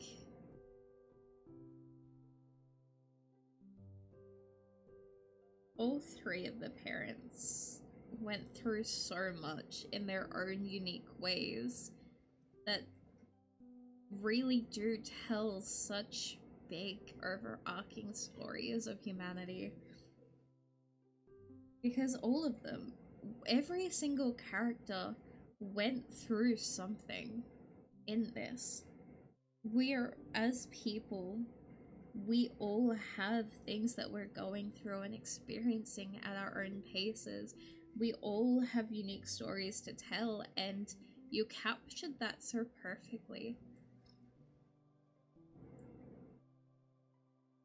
Like, how often do you find media that just handles that so naturally as well? Like a story that shows you, like, and it doesn't even have to be directly explicitly told, but you just know that every single character in this like story has their own life, their own stresses, their everything. And it doesn't take away from the main story, but it just builds on it. August pushing Olive to stick with college when she herself didn't have the opportunity to do it. Her promise at the beginning of scene 1, that was that she would get her degree and never... Yeah, no, that one... Yeah. Like... The parents were such good parents.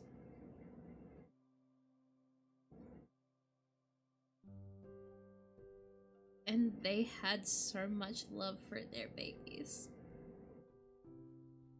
And that is such a weak spot for me.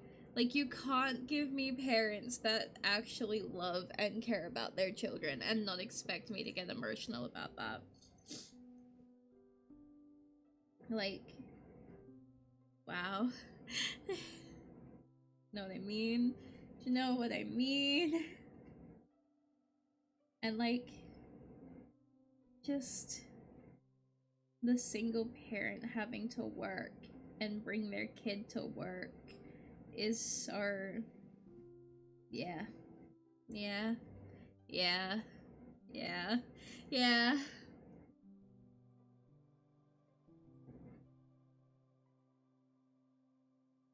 I think this is definitely... And like, breaking character for a second, as someone who does have a love for writing, like, it's so inspiring to witness all of this and then look back at my own works, because it does inspire me to get back to it, because a lot of people know that I've been experiencing really bad like block for a lot of things lately, but this has really made me want to pick things up again. And like, I even started drawing again. I haven't done art in so long, but everything here and the characters just inspires and makes you want to just love things again. And that's huge, to have that kind of stuff. Your art is so nice. I've been working on stuff on, like, I drew people for the first time in months, and that was wild, because I was like, damn, I haven't done this in so long. I hope you do. That was our biggest desire for Twofold. Not that people who want to become writers or artists like Caprice or Millie, but they would go back. Yeah, no, you nailed it. I've already seen, like, I've seen other people who have come out of this with the same mentality too. There's definitely, yeah. No, you nailed that. Because like,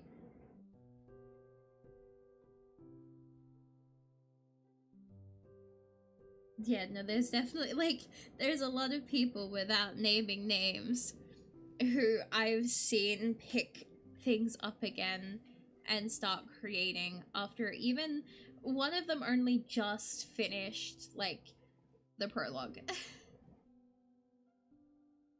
Like, they've just finished the prologue and they're already creating. They're already writing.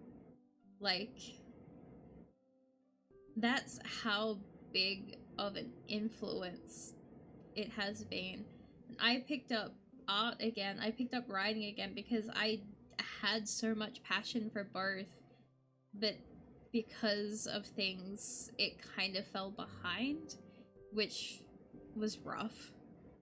But after that, hearing Millie talk about writing made me go, I loved that for so long.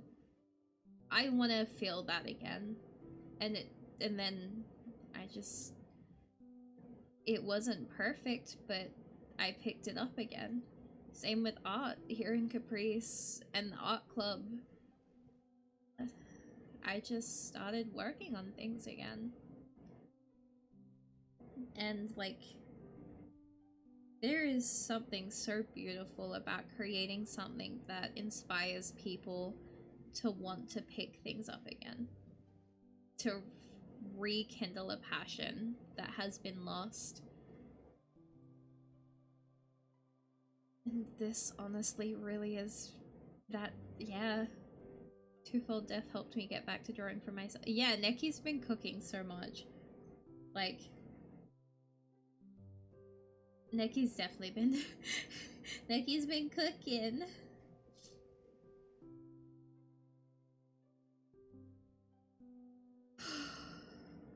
I am full of emotions. I am just a big bowl of feelings right now.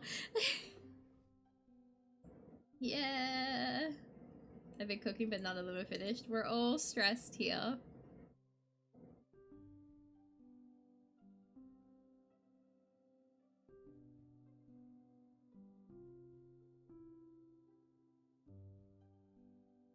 We love a slow cooking meal. Real. God. Man. Man. I want to take my time with Twofold when I get it. Yeah, it's definitely... I'm excited for when you get it, because it is that kind of, like, you just need to sit down and experience it for its all. I've gotten back to drawing too for a bit, silly to... Yeah! I loved your art so much. Like, when you did the one in the sage fit, I was like, oh my god, I'm putting this away. Thank you very much, keeping this. I loved that so much, actually. I loved it a lot. It was really cute. Watching you play already broke me. Yeah! Let's go! We're all experiencing emotions in this Denny's parking lot today.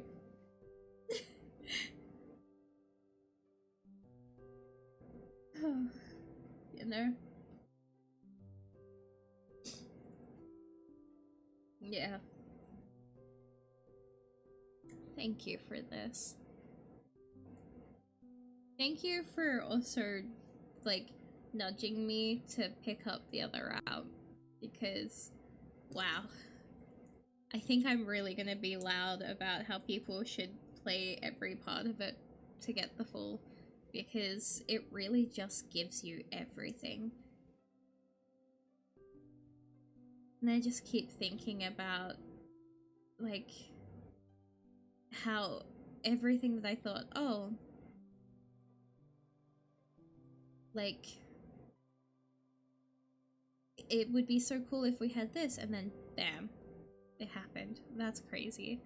The fear we had when we thought you'd go back to Fest No Fest was so, we were so both, you know what, I am so glad that I listened, because, like, it was, because basically one of the big deciding factors was that not long after I had mentioned it, someone else had put it on their schedule, and I felt like, oh, both of us streaming it at the same time, like, you know.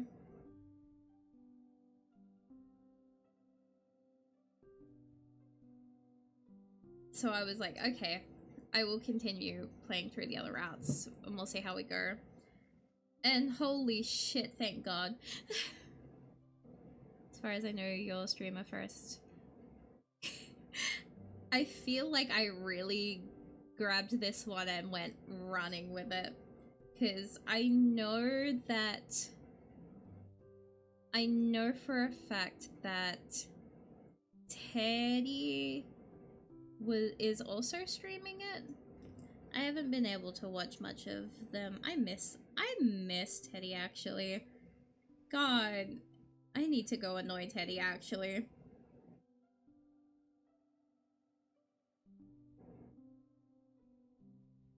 When have we heard from Teddy last? I miss them. I'm just in my own little emotions right now, don't mind me. But I know that Teddy had been working on it. Like, working through it. Perhaps a break. I heard Teddy is doing okay.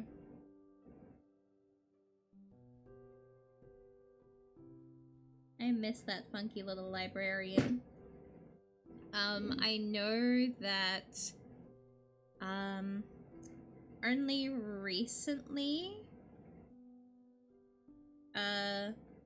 Just Stars picked it up recently. I know that, because I was really excited when I saw that post. Like, she went right to it, and I was like, yes! Finally!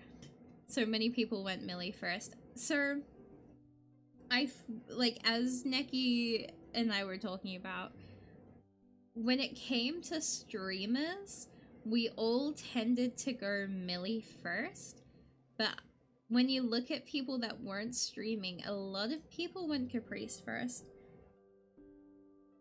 And I find, like, that is still so fascinating to me.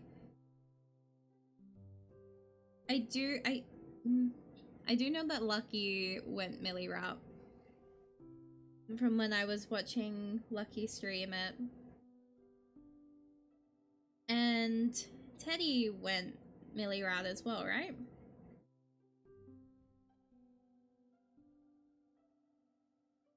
Yes. Yes. So it was very interesting seeing that, like, clear, like, divide.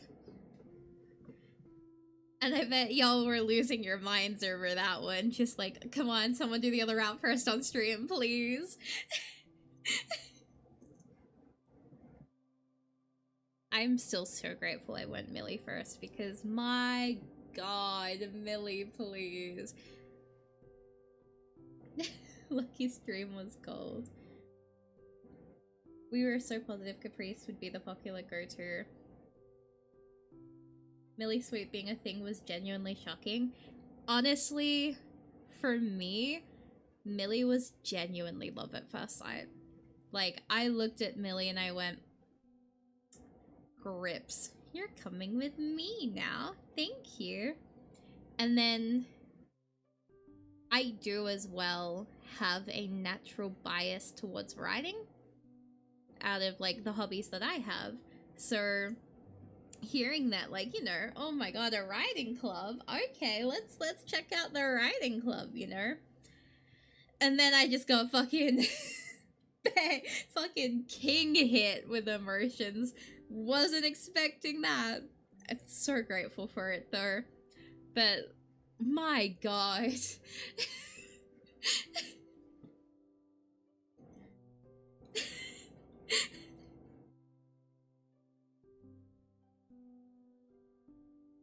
I wouldn't have changed anything though. Like, if I could go back, I would do everything the exact same in how I went with Millie first. And drinks in game. Let's go.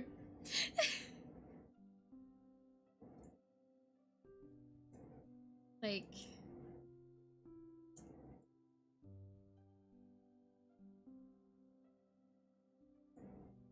I think this was the exact moment where I went, oh yeah. But come back here. Come back here. Like, this is where I went, there's no going back from here. This is it. Like, that was the moment, you know? Like, it has been my status on Discord ever since. So all of those weeks, because, like, I'm normally very particular with how I do things for my Discord. And, like, my status is normally meant to be a thing in particular, which I don't tell people what that actually is. But I think some people have figured it out. But, like, I had to. I couldn't not. I missed my mouth for a second. Just, like, that quote, you know? And then the response, like, oh my god. I have a lot of feelings, but it was definitely this moment when I went, this is for me. Thank you. I am enjoying this.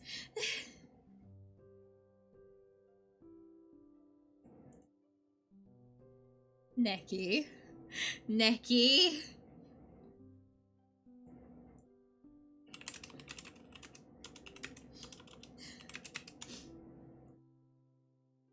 Got something put in my DMs and now I'm emotional all over again.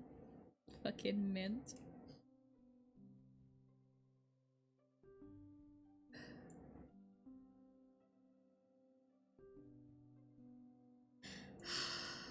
Seeing Millie first and then Caprice was really eye-opening to where I swapped my opinion on which to start with. It may just be recency bias, but I'm like, well, actually, yeah, maybe. Personally, for me, my personal opinion is Millie first. But that's also because the painting, if I had done it the other way, I would have lost a lot of emotional connection to Millie's route. Because I would have known what was coming. And that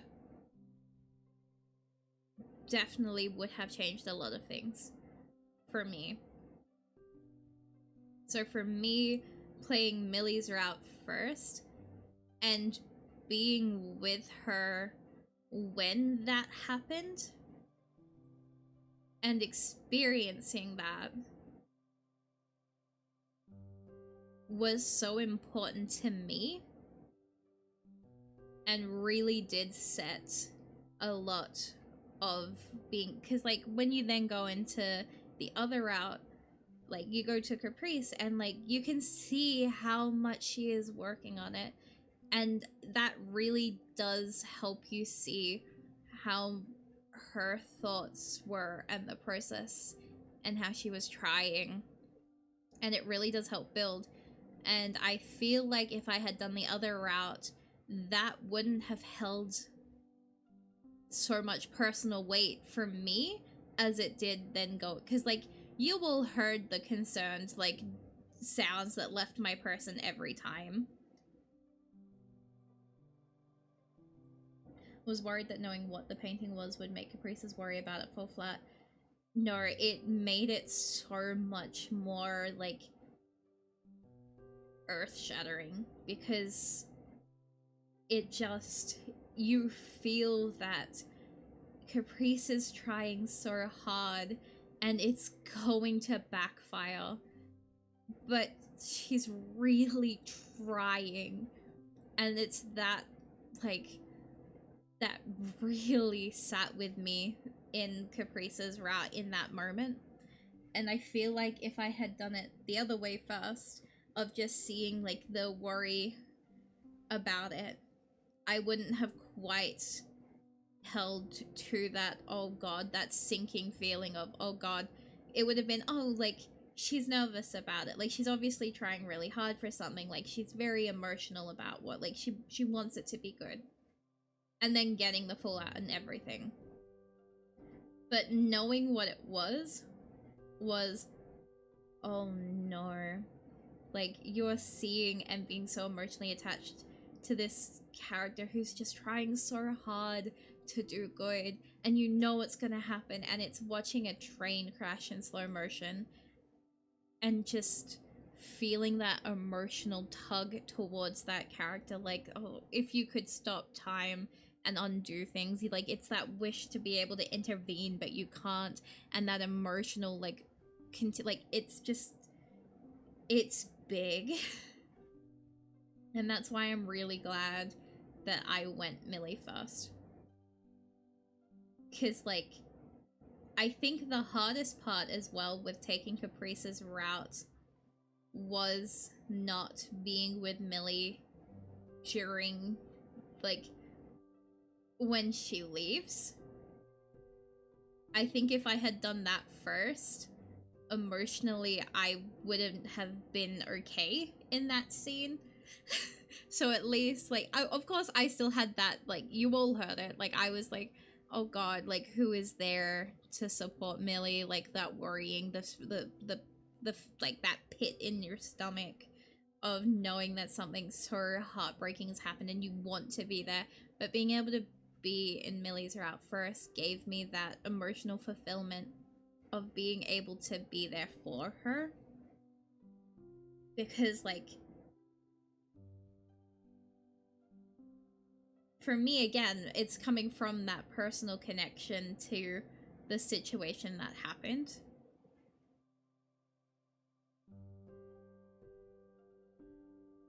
But god, Millie to Caprice was a gut punch and a king hit, and I loved every second of it. God.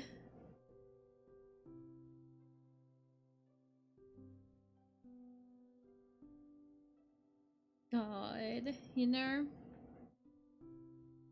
I'm really grateful for everything that you guys have done with this, because wow. What if she doesn't like cookie cake? What if she doesn't like cookie cake?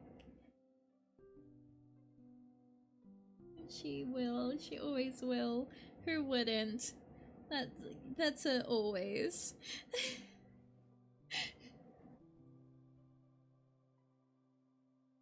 God.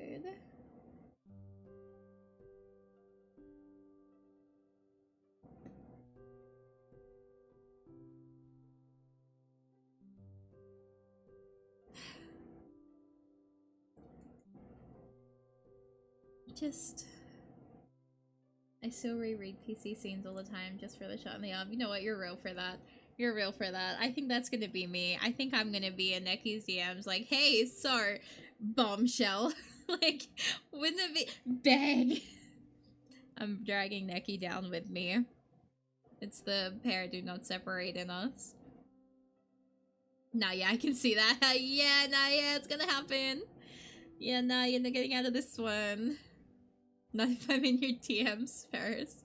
Crazy. Can't believe this. Okay. I'm sorry that I have rambled for so long. Guys, stop flicking me on the nose when I go for tangents like this. But, oh god. Thank you.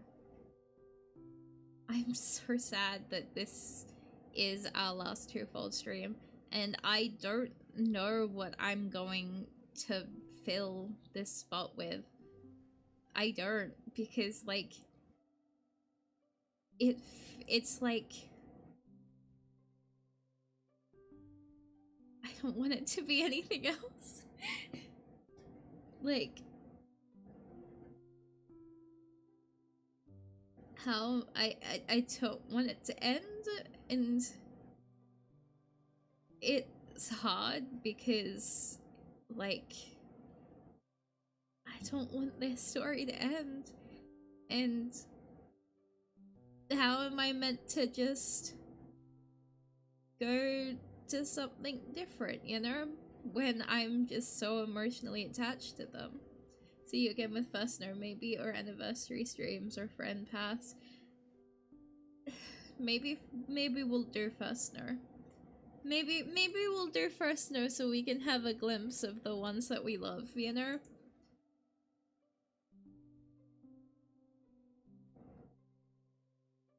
Maybe that's what we'll do. Because I don't want this to end. Like, I know I'm being whiny, but like, I'm being whiny, you know?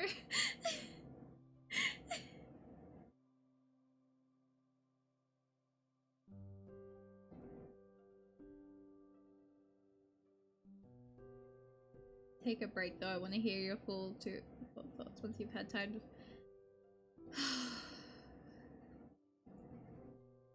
See, next week, I think I need to do something a little lighthearted. So, because without going into detail, the 18th of this month is always a very emotionally difficult day, which is why this week the streams were so small, and why next week is also going to be the same. Because I do need that time for what it is IRL. So like, you won't see me after tomorrow until Wednesday next week. I don't know how active I'll be around the 17th, 18th, and 19th. Like, I can't promise activity during that time. Will you be taking a break for Christmas and stuff? No. So Christmas Day, I won't be streaming, and I won't be streaming the 26th. But I already have a collab planned for the 21st. I have a collab planned with somebody. I will be probably joining in on someone else's stream on the 22nd. And I think I have a stream on the 23rd or the 24th off the top of my head. I was gonna cuss you out if you were gonna stream on the 25th. Originally, I was planning to, but then something happened IRL that changed that, because originally I was gonna be spending the 25th alone, but something changed, so I'm actually spending it with other people this year, which was wild. Like, I wasn't expecting that. That was a jump scare. So, yeah, I was originally gonna stream on Christmas, so, you know, last minute change to schedules, it happens. And then after that, yeah, I think I will be streaming either the 27th or the 28th. And then you won't see me on the 31st. And likely the 1st. But then after that, it'll be like normal again. I will say the streams will be 2 to 3 streams a week max for the next couple of months, because I have to make 3 big costumes before May. And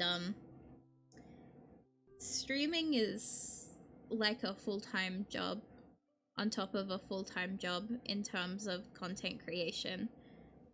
And so by at least, you know, bringing down the days a little bit, it's gonna help, hopefully, because cosplay is very time intensive.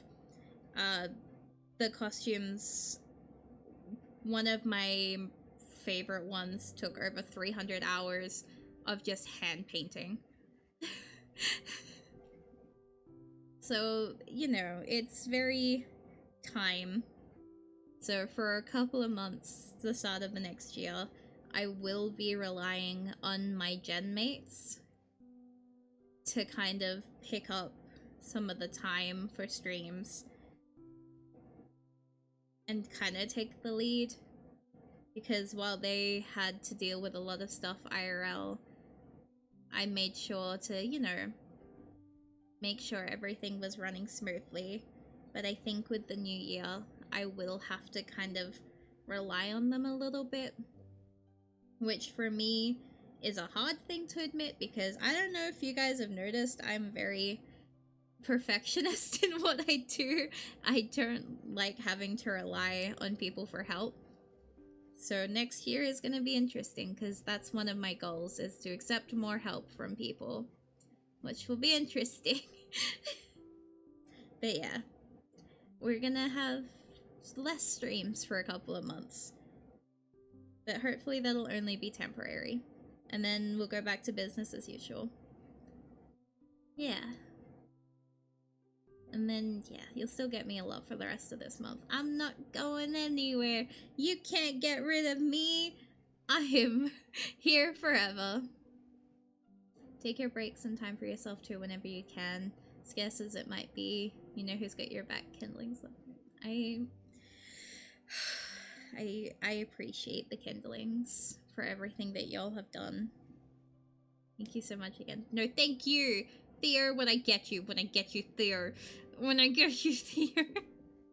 Thank you for giving me so much to just be unwell about. Thank you. Oh, another hydrate. Let's go. You know what? I can finish the last of this bottle. Wait a second. 1.5 liters done in one stream. Here we go.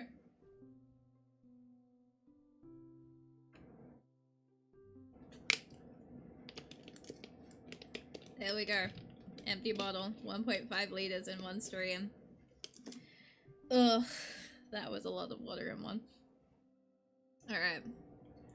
Let me check something very quickly. Alright.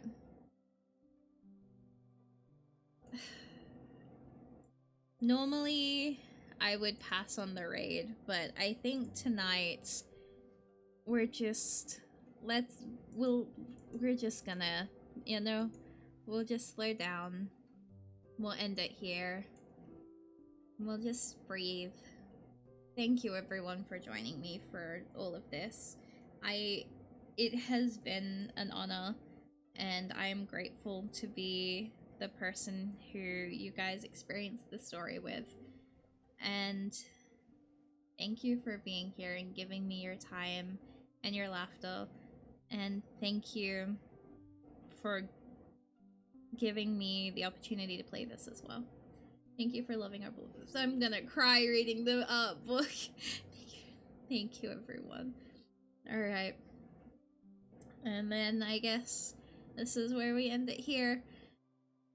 I will see you all in tomorrow. Not even tomorrow anymore because it just hit midnight. I'll see you for stream later. As we say at the end of every stream, stay safe, make good choices. Thank you so much for watching everyone. Good night.